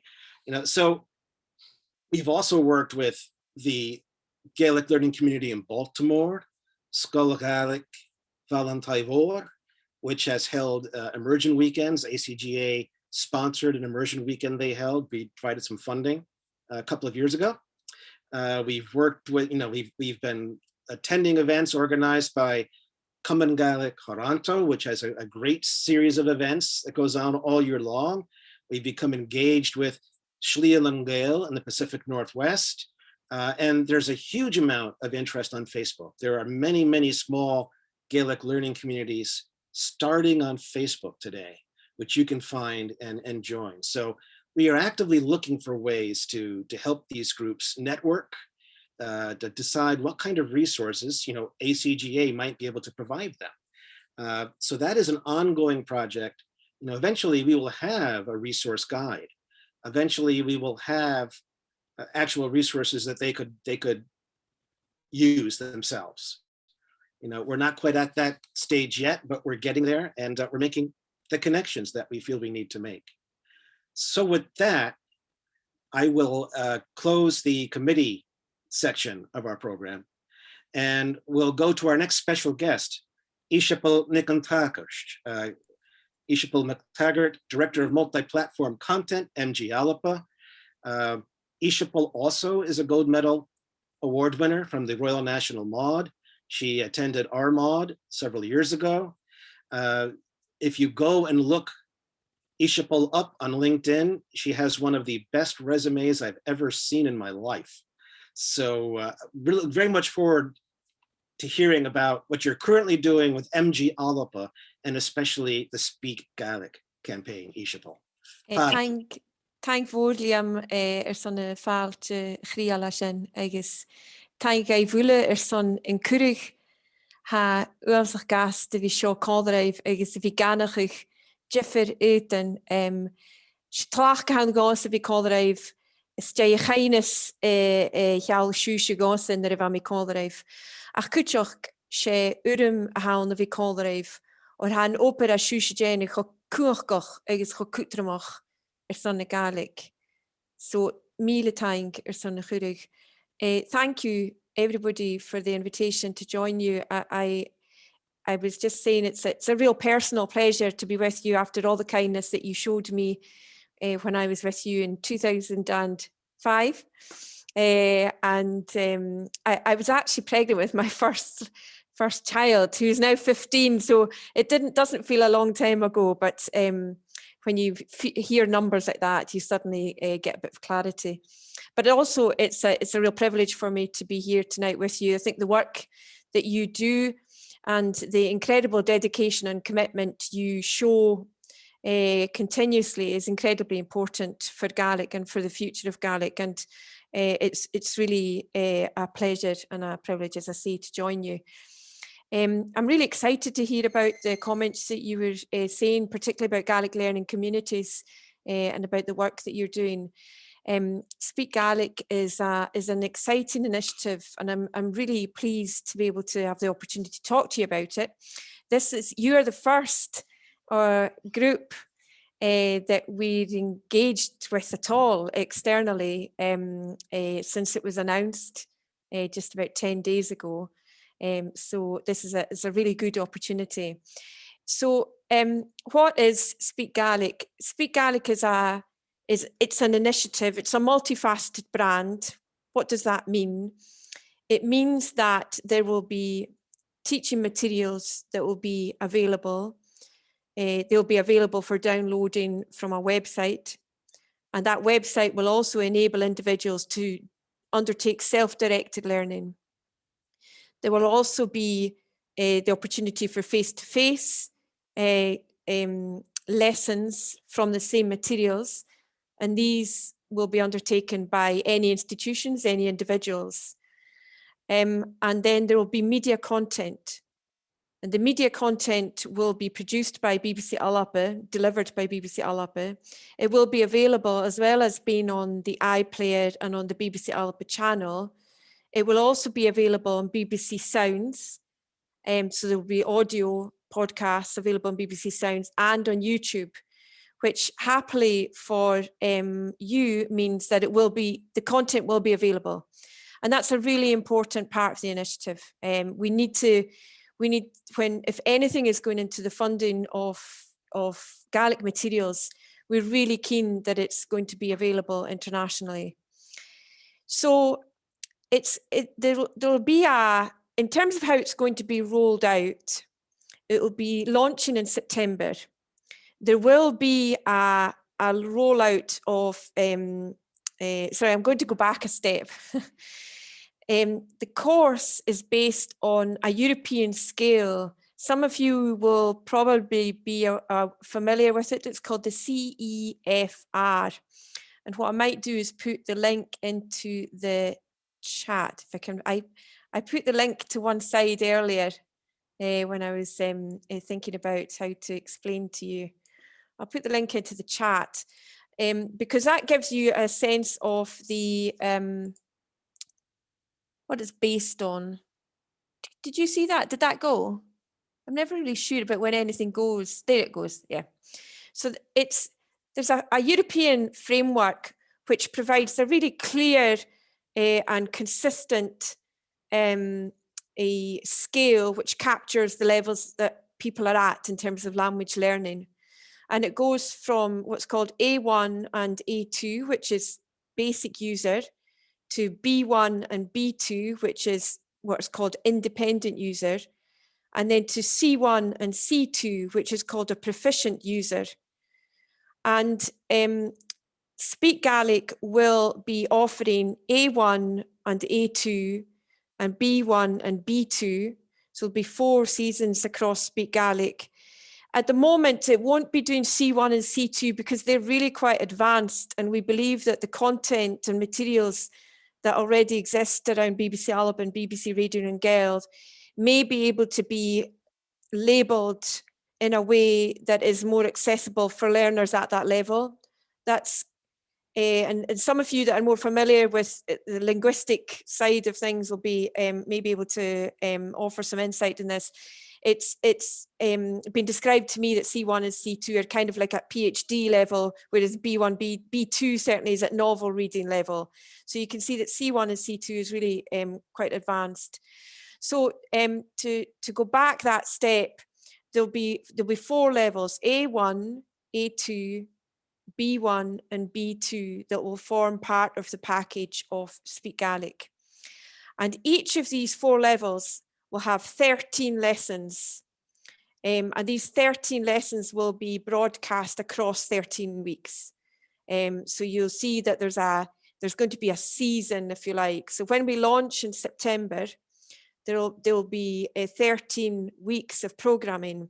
And if you were wanting to undertake face-to-face lessons, they can be offered complementarily to the media content. The whole thing, though, is designed that you can pick and choose how you want to do it. You should be able to watch the content and not necessarily be undertaking face-to-face lessons. Or you could be undertaking face-to-face lessons and decide you don't want to watch or hear the content. It's very much designed that you can use what resources you want to use in the way that suits your situation. And that's why it's important that that self-guided or self-directed learning can be undertaken through the website as well. So I'm not very good at explaining it succinctly. I need to create a set of PowerPoints, but so just to go back to the beginning, it will have, there'll be there's the option of face-to-face lessons, and I'll come back to who can offer these in a minute. Face-to-face lessons, media content, website, then there will also be social media that will complement all of that. I talked about 13 weeks for each set of lessons for each a unit, A1, A2, B1, B2. You'll be thinking, hang on, we're not in the BBC. What does that actually mean for YouTube, etc.? We're going to drop them at the same time. So at the beginning, when we launch in September, they'll all be dropped. So they'll all be dropped on YouTube. They'll all be dropped on BBC Sounds. So you'll be able to access that media content when you want it. So you don't need to wait for week 3 before you access the media material for week 3, if that makes sense. I'm going to pause a minute and just make sure that I've captured. Oh yes, so who teaches? The teaching materials will be available for free download from the website. And for A1 and A2, anybody will be able to offer their service to teach these materials. There will be no gatekeeping about who teaches.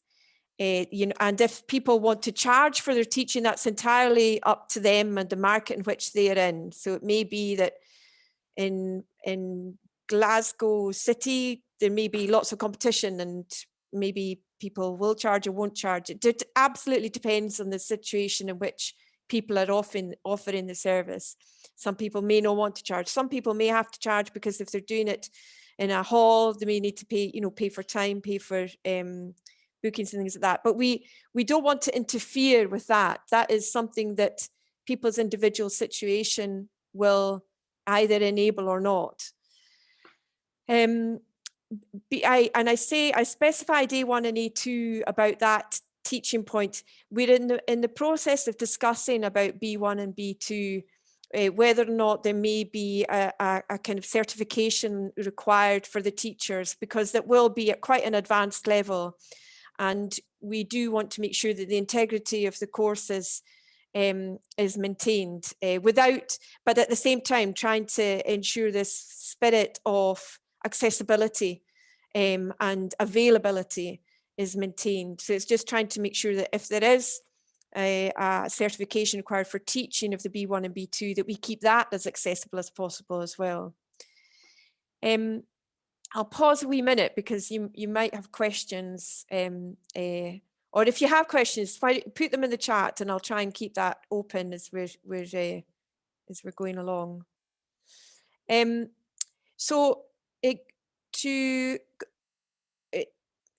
Right, where have I got to? Who's it aimed at?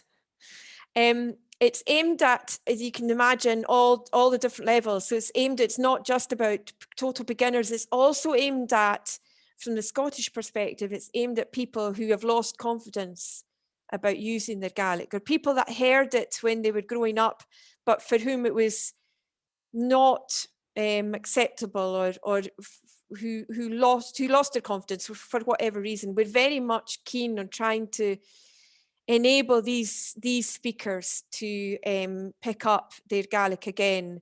So although it's going to roll out in the sense that September of this year will be A1, January of 22 will be A2, September of 22 will be B1, and January of 23, that right? Yes, will be B2.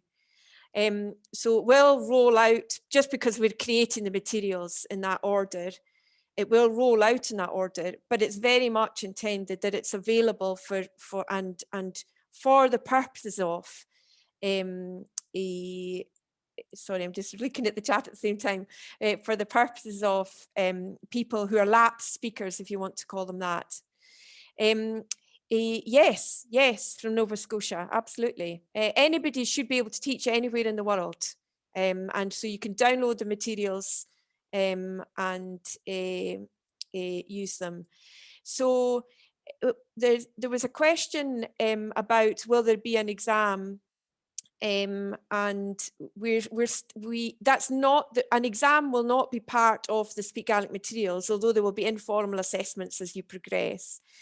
But for some of the teaching institutions that do want to offer exams, they'll be able to do that. But that would be, I guess, a value add that they can offer. I'm going to look at questions.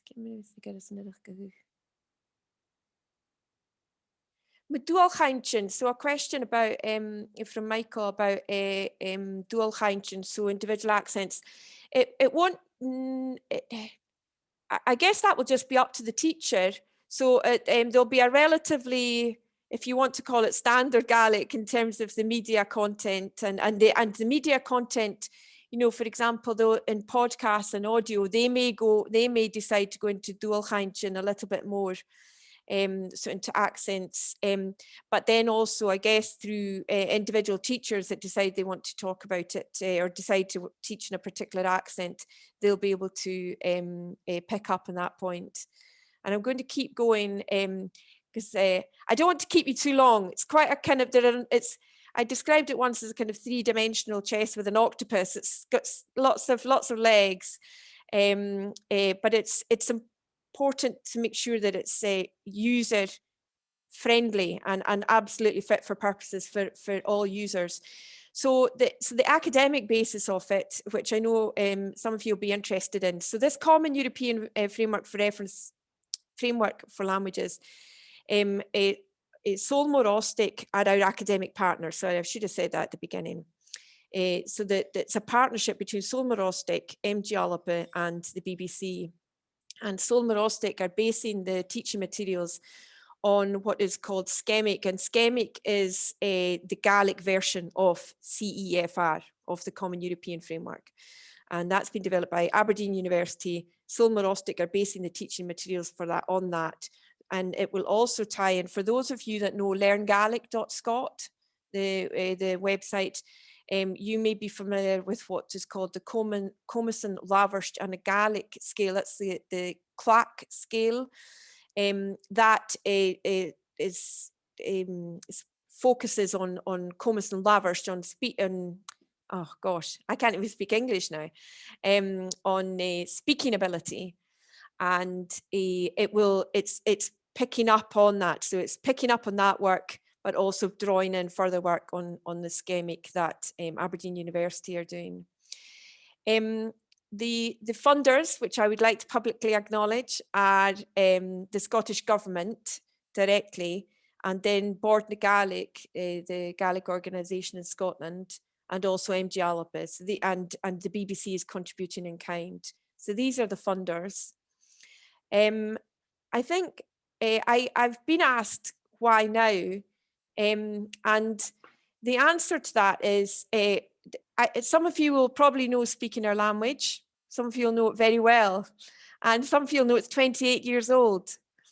So it's absolutely long overdue that we had media content that reflected, this century. And at the same time, our colleagues at Sulmer Ostic were recognizing the need for a national course, a national approach to, or a clear, integrated, structured approach to adult learning, because that's the only way we're going to really shift the dial for Gaelic, is through adult learning. And so these two notions came together, and so we have the course and we have the media content. And the other wonderful thing is, and I know, I hope many of you are part of it, is we're seeing fantastic interest in Gaelic globally. Duolingo has been a wonderful, wonderful initiative. And we're seeing in Learn Gaelic, the website, has got its highest figures ever in the last month. So we're seeing huge take up. We're seeing, and some of you that are on Twitter will have seen Say a Gaelic Phrase Day a couple of weekends ago, and that trended in Scotland. It was #2 in Scotland, and that's a huge deal. And other amazing friends of Gaelic, like Gaelic Gaelic, which I'm sure some of you follow as well. So absolutely, the time is right for lots and lots of reasons, but also it's imperative. My own perspective, and this is quite personal, is that this is a once in a generation opportunity. We have these resources.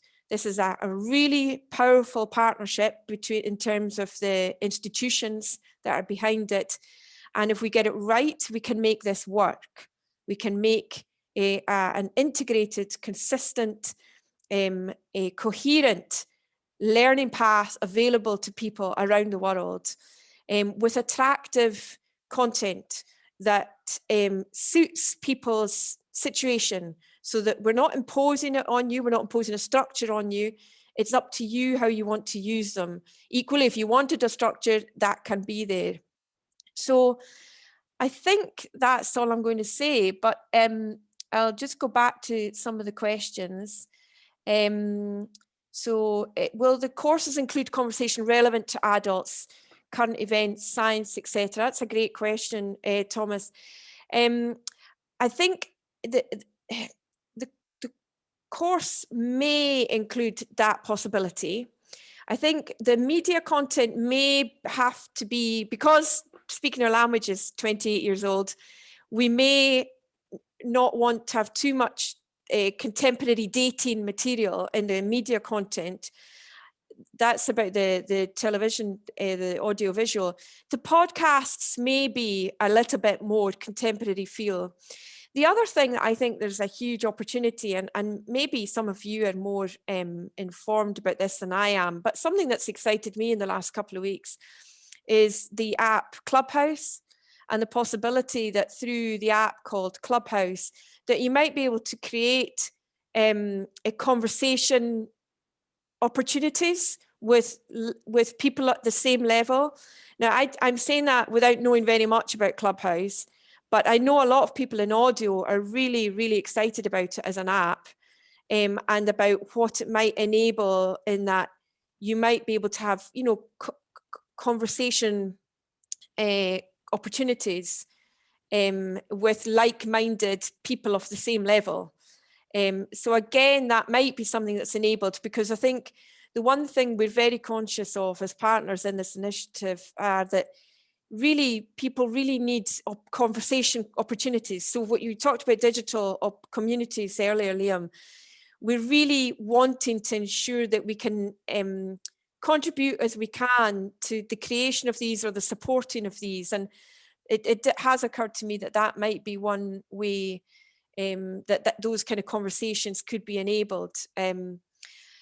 Trish, is there a cost to access materials for teaching? No, there's no cost. So YouTube, this will be available for free. The materials for teaching will be available for free and for self-learning. And that was one of the conditions of funding from Bord na Gaelic specifically, but it's definitely the kind of open source, or the accessibility of this is really fundamental to all the partners in it. We believe that it's incredibly important that this is accessible and that people are enabled to learn how they want to learn.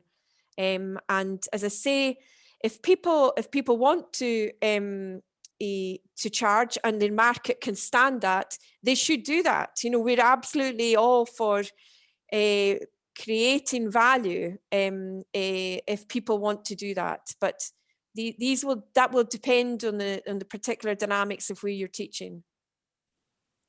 How will the list of teachers be published or accessed? It will be up to individual communities, I think. It's a good question, and I'll take a note of that. Whether or not we don't want to be prescriptive, you know, if there was a list on the website, would that? I suppose we just want to enable things to happen. So I'll take a note of that, Hilary, and but it may be that that's something that organically develops where you are in your local area and among your own networks. But Liam, I'm happy to take any questions from anybody, and apologies, that was a slightly meandering route, but I hope you understand it. It was a fantastic description. I'll just mention that I'm familiar with the A1, A2, B1, B2 system. It's used in Ireland. Maynooth offers accreditation in Irish or certification Irish, and I've gone through the A1 and A2 levels, and it's a really good system. And I'm glad that that this program will follow that. Were there any other questions? Anyone want to ask any questions live about Speak Gaelic? I feel that a lot of questions were answered. You gave us a really great overview. The fact that it's going to be free, the fact that people will be able to download material, that you won't have to have BBC iPlayer. That was one of my big questions, because as you know, we can access certain BBC content. We might be able to access BBC Sounds in North America.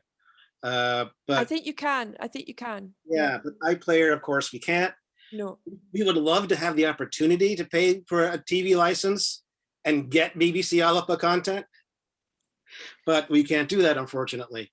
We are trying to put more on YouTube. And at the moment there's still snippets, but yes, we would love you to have proper access to BBC Alba.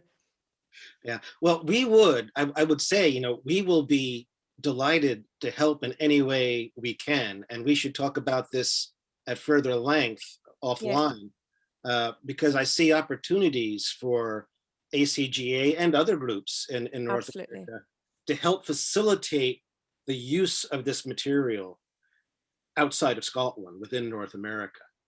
We have, you know, I was talking with a member just before the meeting who was asking about conversation opportunities. How do you push yourself if you're a learner to the next level? Because we often find ourselves, stuck at a certain level and are not able to engage with others enough to move up, and Speak Gaelic might indeed be able to help with that.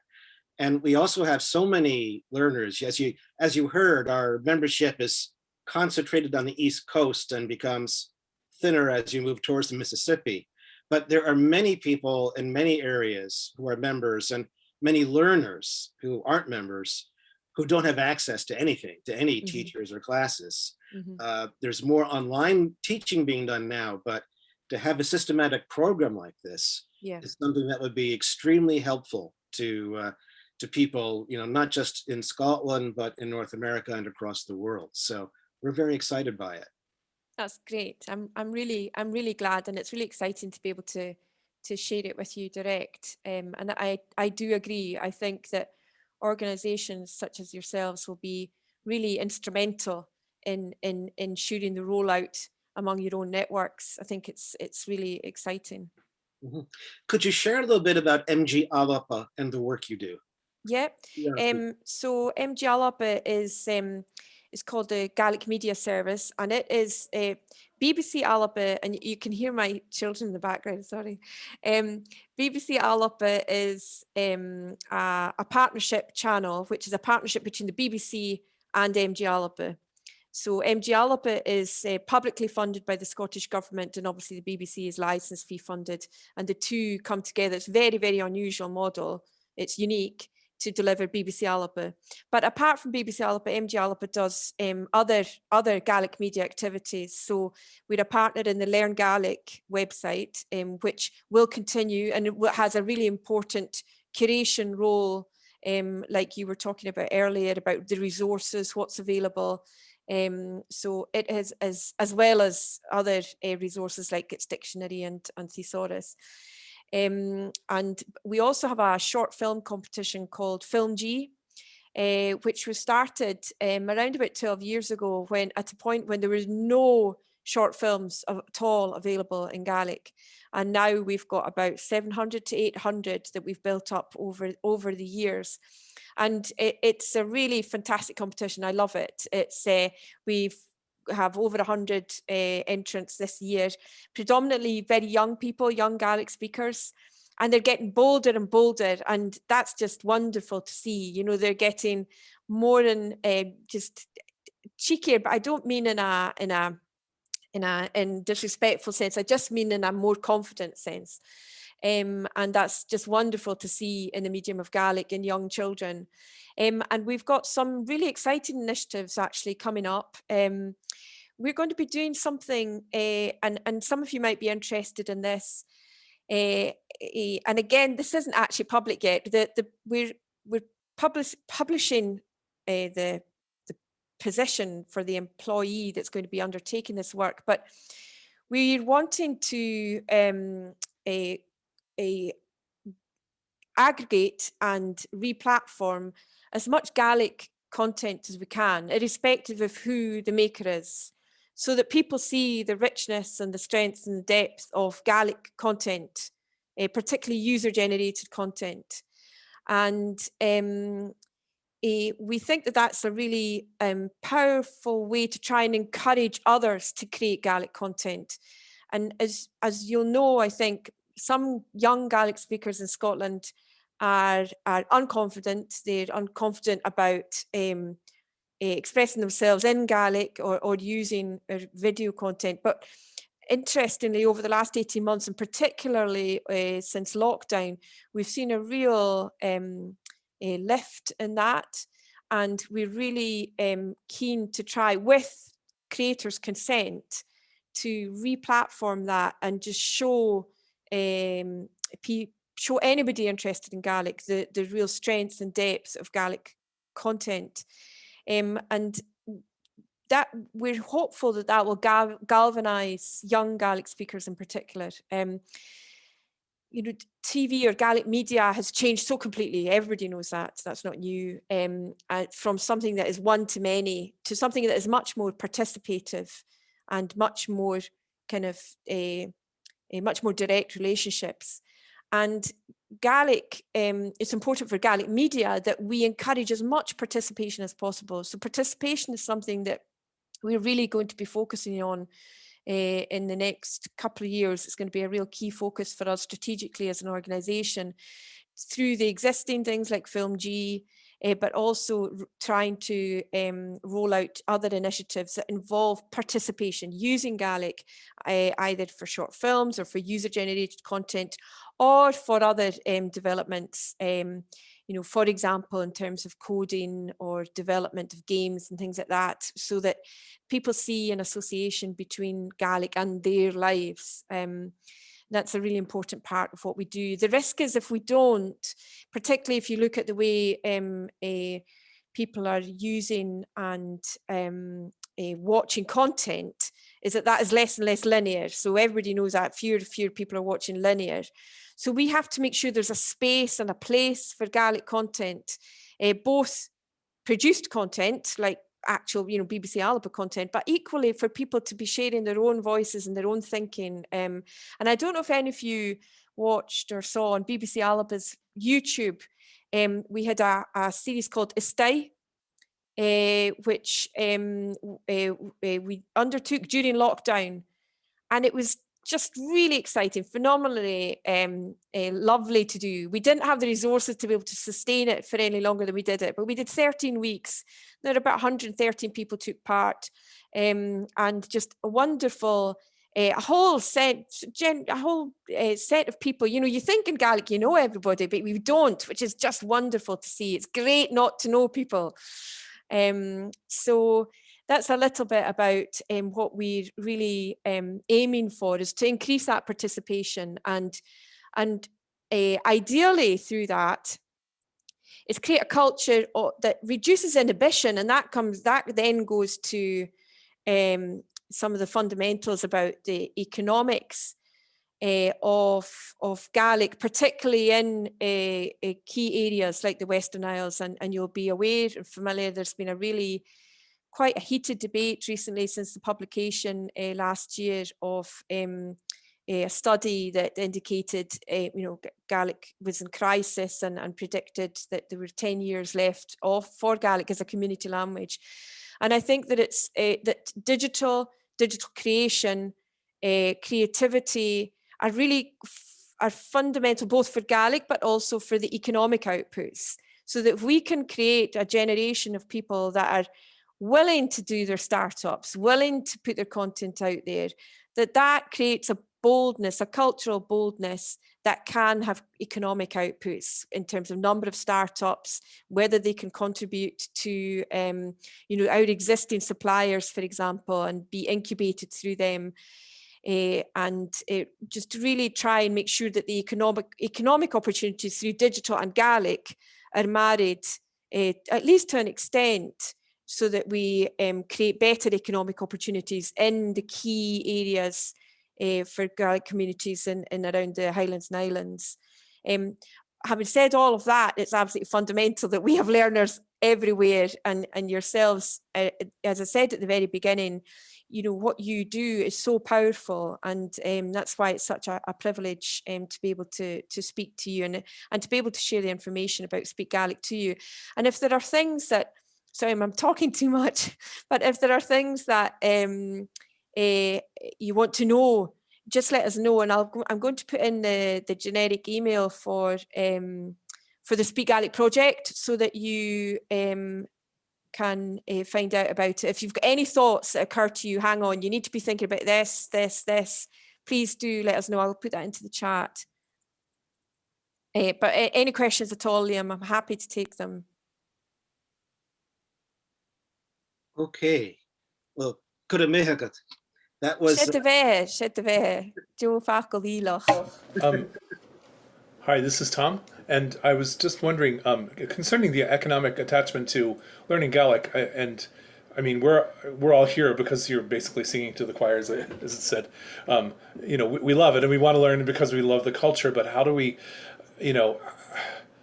I think there's an opportunity to find a way to make it advantageous not just to know the language for the sake of knowing the language, but because, and here's where I don't know what the answer is, but what does it get you? I mean, aside from an attachment to a culture that we do love, how do you sell that to somebody? Say, hey, if you learn this language, this will enable you to fill in the blank. And I think that's always a hard one, isn't it? Yeah. So that you're talking about the utility of the language, and so clearly for some people, it will have a utility. My job is in Gaelic, etc. But I think Highlands and Islands Enterprise, which is the economic development agency in the Highlands and Islands of Scotland, undertook some work in 2014 and 15, which did put a value on Gaelic as an economic asset, and they came out with an extrapolated figure of about 150 million as an economic asset, and they they identified opportunities with specific sectors that they thought were good, that for HIE are already growth sectors. So creative industries, food and drink, and tourism. And I think there is a journey to be had in Scotland where we're really demonstrating to those, and I think it is particularly in Scotland, because I think actually outside of Scotland, people are much more broad-minded about the value of language. I think there's a specific difficulty in Scotland, but if we can demonstrate the economic value that Gaelic can bring, and HIE, we're making the link between the marketing, the positive marketing attributes, for example, about provenance and about authenticity that Gaelic can bring to products, that's useful. So that's a kind of economic value that you could attach to Gaelic, and that's why you see, for example, in single malt whiskies, the provenance. When they have that Gaelic name, that's communicating provenance, authenticity. This is the real thing, and that's obviously why they use that. Just going back to your question about how is it going to be useful to somebody in Glasgow or in South Uist to speak it? It will be, because it just opens other doors to them. And my children go to the Gaelic school here in Glasgow, and the motto is Da Chanan, Da Chulter, Da Chorum. It does just open other doors. Now they may not decide to go down that door, that's okay, but it does open other doors, for example, in teaching. That's obviously the direct one, and there's still a huge there's still difficulties to recruit to Gaelic teaching, so that continues to be an opportunity here. Beyond that, though, I think that you have to look at, and there'll be people with much more expertise on this call than me about this, but the wider benefits of bilingualism. The cognitive benefits that come with bilingualism, there's health benefits, and they're all useful. They're actually, and there's also social benefits. People that have more than one language are more tolerant. I believe there's evidence that shows that. I'm not just making that up. I believe there is evidence that indicates that it creates a more tolerant society. I'm pretty sure if Dr. Newton can hear me, he can speak to that very point. Yeah, I'm kind of slightly embarrassed to be talking about any of these things, because I'm absolutely not an expert. It's just, strong opinions, fiercely held. I think, Emily. Yeah. Sorry, thank you. Tablet. Yeah, I just wanted to say thank you. Tablet Gmod son sorry, I'll just say the whole thing in English. Sorry. Thank you so much for affirming the importance of adult learners in the larger scheme of things, because I remember just in the little world of Facebook and Twitter that after that report came out, I think it was in August, there was a blog post that somebody posted from the Isle of Lewis, that was very kind of bitter and excluding in tone, and saying, you could only be a real Gael if you had grown up in the islands speaking it, and everybody else was not authentic and not Gael, and that was that, and that was how it was.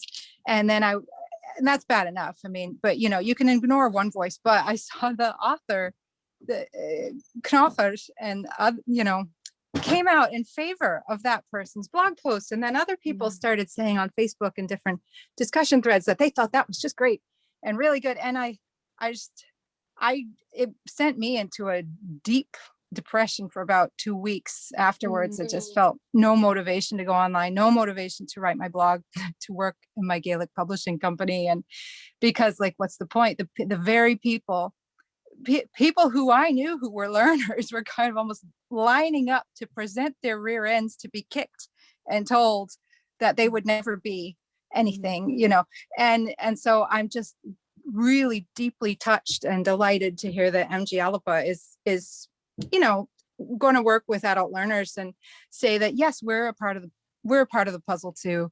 We're a part of it. Yeah, Absolutely. so thank you. And it's lovely to hear you speak. And I'm sorry that I personally don't engage too much in these sometimes very heated debates, because they're hard. They're hard. They're hard on everybody, and all of us are trying to get to the same place, and that is Adjudication na Gaelic. The revitalization of Gaelic. That's all, and with all the benefits that brings. I think that everything all of you are doing is incredibly powerful and incredibly important. And I think that sometimes it's unfortunate that some conversations become heated and unnuanced.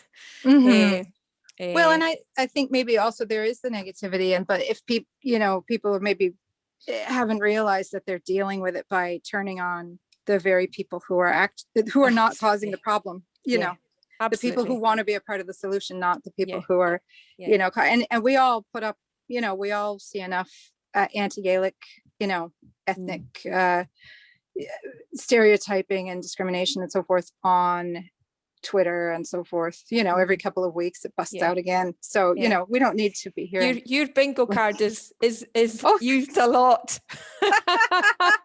I'm going to have to make a fourth one after the last couple of weeks with that. Oh, jeez. Yeah, send your suggestions. Could you more than time for routine? Fashion command I guess some characters is a horse fat I stop him maybe check it. Ha mi noch is gemeen. Good Iseabail, and we will be talking more. We need to get back in touch soon and talk more about what ACGA can do with MG Alba in this program. Absolutely. I want to go to our open discussion. This is the final segment before we have a bit of a Kaylee.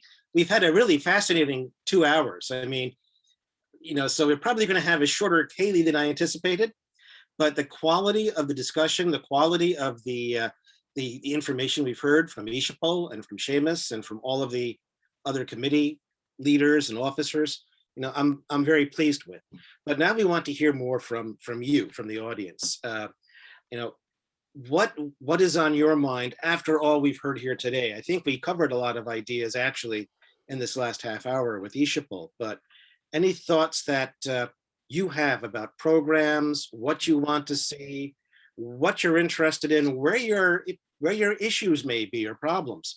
I mentioned one of you had told me that finding a way to go off the plateau to the next level in conversation is a real issue. Maybe we could talk a little bit about what we could do to help people do that. But Liam, John has his hand up. John, let John go. Okay. Just one quick thing, which is I assume that the North Carolina mod would be the Saturday after the Song and Language Week, and But that's doesn't need to be even answered right now. But I was just going to to bring say, it. it's real easy to answer right now. We did it virtually last year on a Friday, and I figure we're just going to do the same thing again this year, unless there's a problem with Friday for the people who sign up for it. Oh, okay. So that's answered. Thank you. Uh-huh. And the other is, yeah, I'm working and trying to emphasize in my classes the conversational aspects, but also reading material for adult learners. Jason Bond's books, his 2 books are good, but they're a little bit see Dick run, see Jane run, see Dick and Jane run.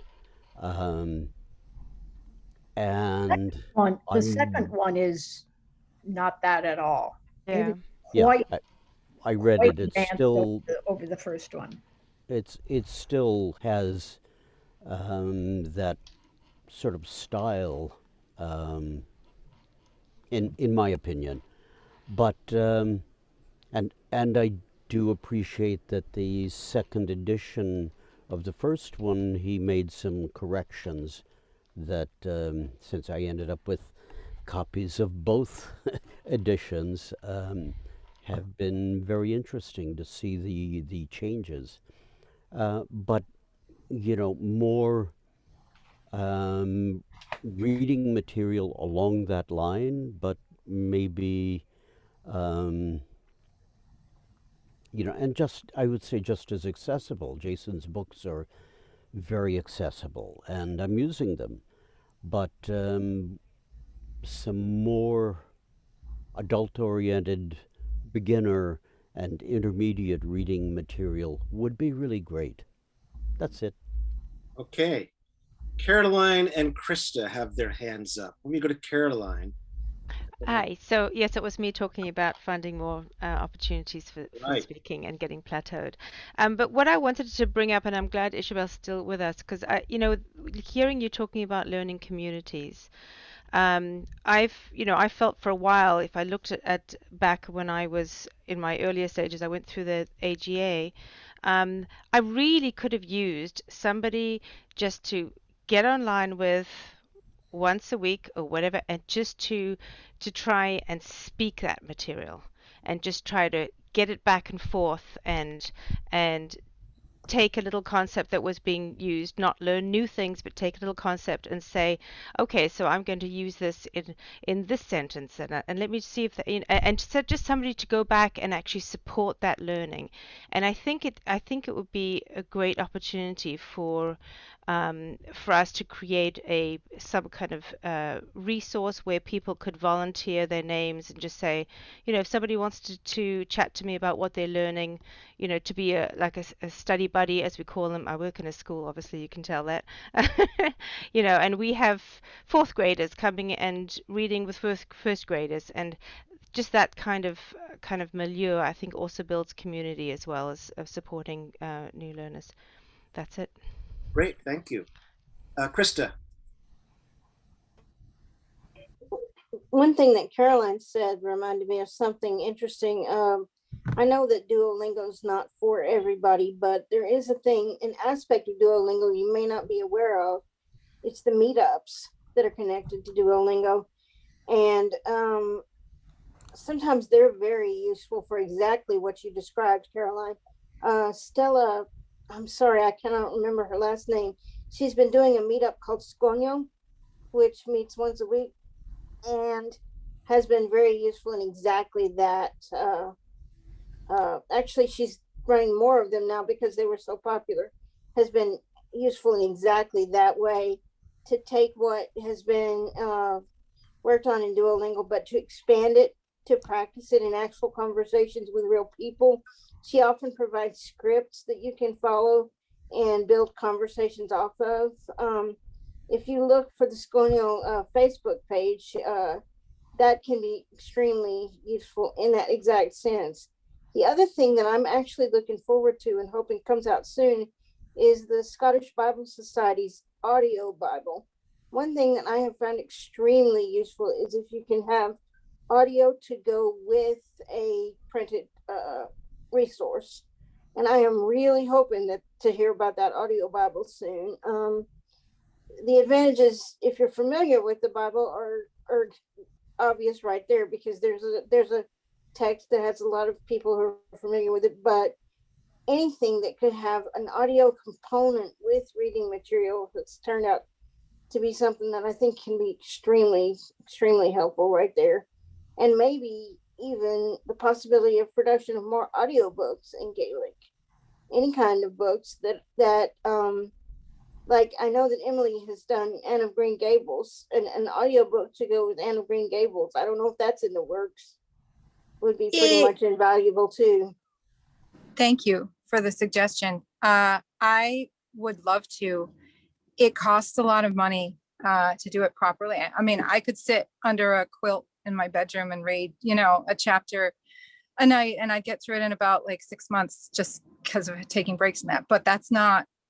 So I'm looking into different ways to do it, and it's just purely the logistics. Hey, if MG Alba wants to underwrite that, and maybe have a different person, reading each chapter, like well-known Gaelic speakers, I would love to sell the rights for that, because it's quite daunting. It's a 300-page book. But yeah, thank you for the suggestion. I'll definitely keep on working on that idea, and I'm excited to hear about the audio Bible as well. I think that's going to be a really good resource. Having Marianne Kennedy do The Lion, the Witch, and the Wardrobe over the last several months was pretty good too. So yeah. Oh, that was fantastic. Yeah, the difference with that, and actually what Iseabail was saying about economics, it's once you go down that road, you have to play by the rules of capitalism. Everything that's going to happen in Gaelic is either going to be voluntary or done by, or it's going to be paid. And if you're running a small company, like you kind of, I try to pay my freelancers and pay my authors, right? Because that's like my philosophy, is to pay Gaelic speakers to do things. And so, yeah. And then, but once you've committed to paying, then you have to find the money to pay. And that comes either from sales or grants. And so basically the more people buy, so if I could find 1,000 people in the world to buy every single book that I publish, I could start paying myself. I'm working full time and still working towards profitability. It would only take 1,000 people. I can't find 1,000 people to buy every single book that I publish yet. So the numbers are so small and precarious. It's, I don't think people realize just how much it means to buy a Gaelic book.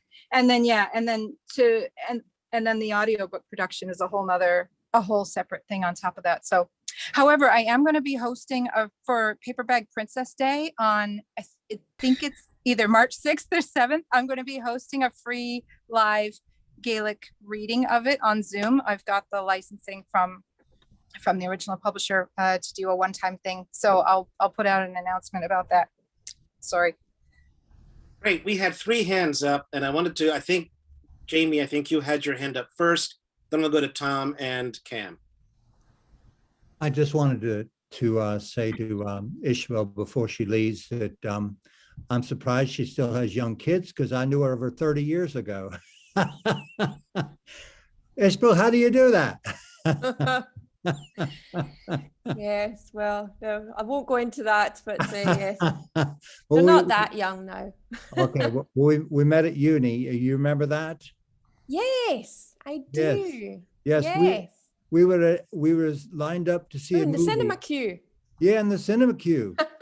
And I was speaking Gaelic to a friend of mine, and Iseabail and her parents were in the queue ahead of us, and they turned around and started speaking Gaelic to us, and we were all shocked, I think. Oh, that's lovely. I'd forgotten. Yes. Well, wij maar brengen het rust. Va, loves us, man. Matt Deacon. Tom, you're still on mute. Yep. I was just getting the mouse to agree with what I wanted it to do. It sometimes doesn't like to do it. So I had a question about membership and a couple of things that occurred to me, because unfortunately I occasionally have ideas. So I can't keep from sharing them.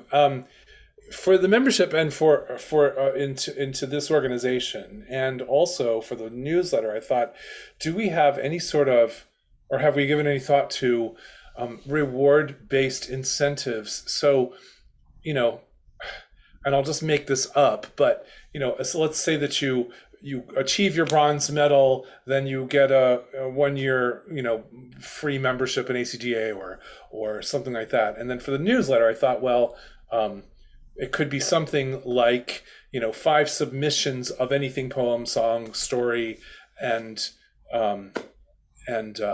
you get something for that, just to not because I think it's not going to break the bank or anything or save anybody a whole lot of dollars, but just the incentive to contribute and to progress in the medium might be something we could think about. That's a really interesting suggestion. I mean, incentives are used by a lot of organizations to either pull in members or reward members who contribute a lot. Actually, 5 submissions and you get a free lesson from Iseabail or something. That's something we can certainly talk about with people and see what they see what we can come up with. I have to say, I worked for a newsletter very beginning of my career for about a week called Progressive Incentives Daily or something of that nature, which was probably the most boring topic I ever had to write on. But I think this is a good topic and a good question. So we'll have that down here written down. Cam and Barb have their hands up. I can see you now, Barb. Okay. Yeah, I had an idea. Film G, it's really an exciting project of short films, various ages, and I've seen some of them. They're really wonderful.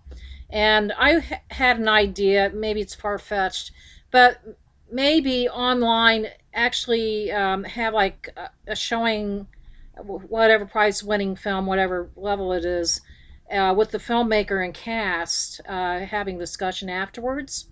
How they came to do the film and what was their experience with this. I actually had done that with a newspaper I worked for many years ago in real life.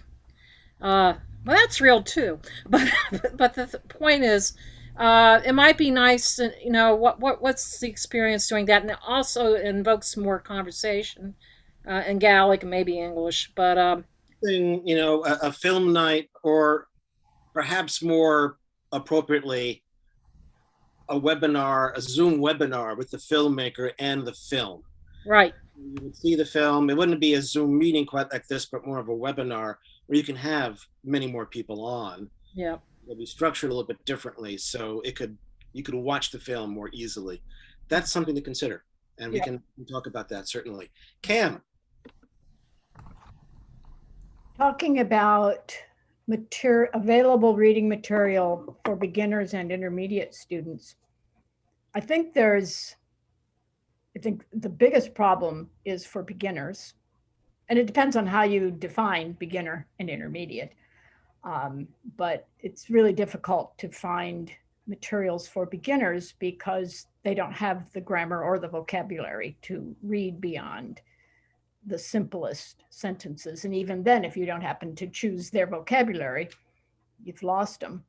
I would mention again that, most of the material now is bilingual. And it's a very good source of material for intermediate level learners. It is. Some cases,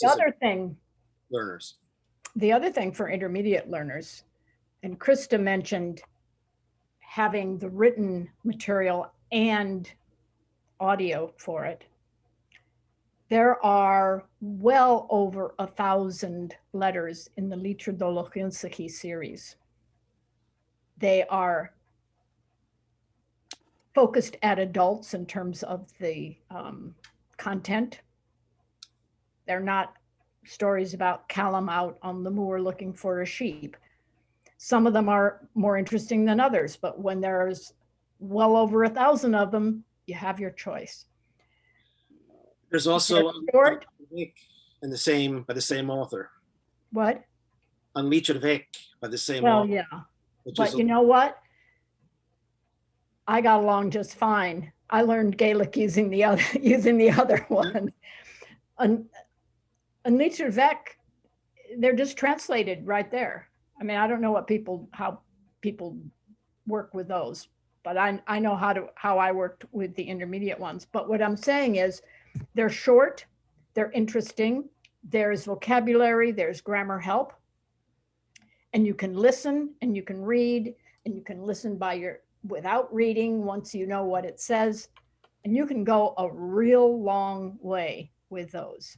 And I just highly recommend them to anybody who says to me, there's so little material out there. Well, it's hours and hours and hours by now, and it's free, and you can play it over and over and over, and you can read it over and over, and you can print it out and write all over the piece of paper if that's the way you want to.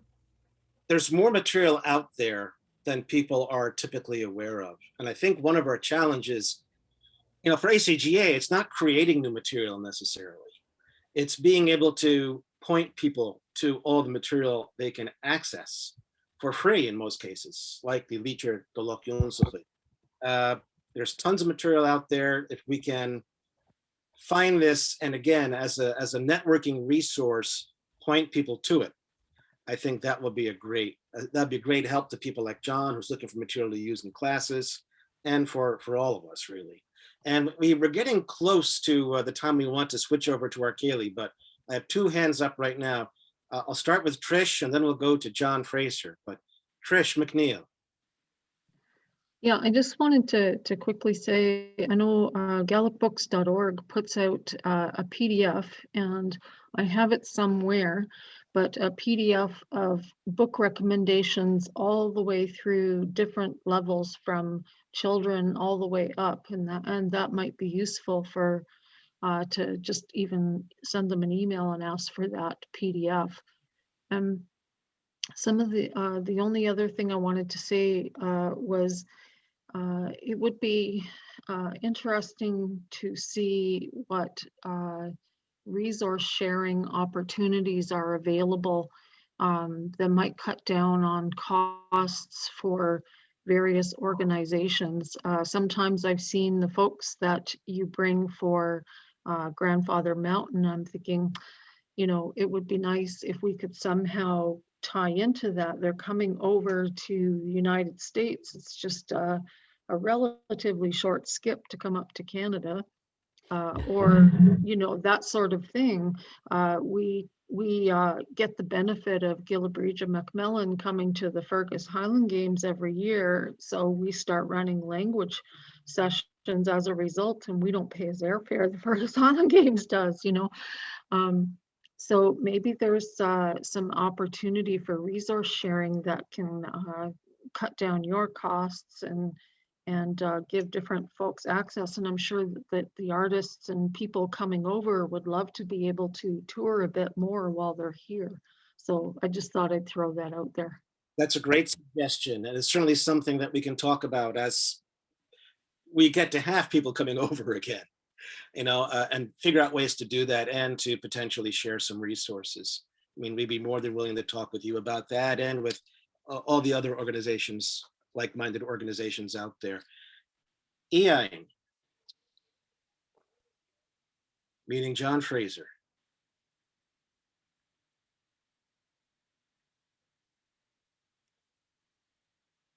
You're on mute, John. Sorry, I thought you unmuted me. I was just going to say about Unleashed Vec that what I found was that at a point, I reached a point that I could listen to the simplified letter without reference to the text. It's true that if you look at the text, there's English on one side and Gaelic on the other, but I would listen to the little letter first without needing the text, at a point where I still kind of required the text to follow along with to listen to the weekly regular letter. So the two were can be used kind of in tandem that way. But it kind of depends. And I did use Mackay's intensive learning, listening to like a given letter 30 times. And because you don't really start listening to the language until you're no longer listening to the material. And then you realize how many times Roddy can use Erson in one sentence. No, that's great. I think a really important point there, John, is listening as a learner. I mean, this happened to me at one point when I had a lot in my head, but had difficulty expressing it.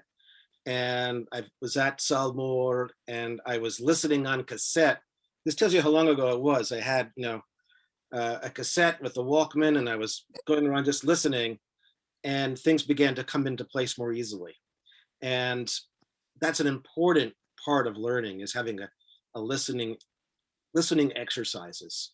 And you can do that with Radio Nan Gael, you can do it with Lítir Vec or Lítir de Loch Yunsachi. There's plenty of stuff online that you can now go to and listen and just hear the Gaelic.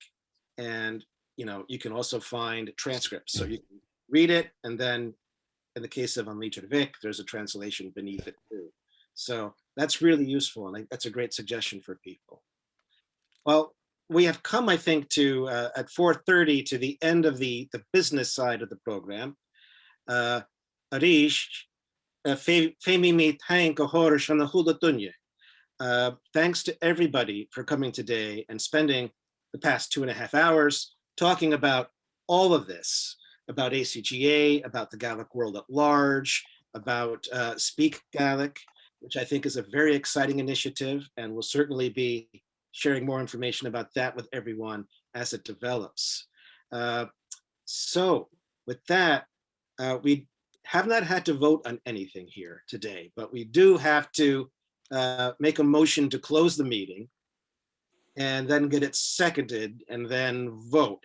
And once we're done with that, we can actually sing a couple of songs together between, as long as we want to go. So can I get a motion to adjourn? I move we adjourn. Is that second? I second. All in favor? Raise your hand. Aye. Tapaglev Gamor. Tapaglev. So with this, I will end the recording of the session.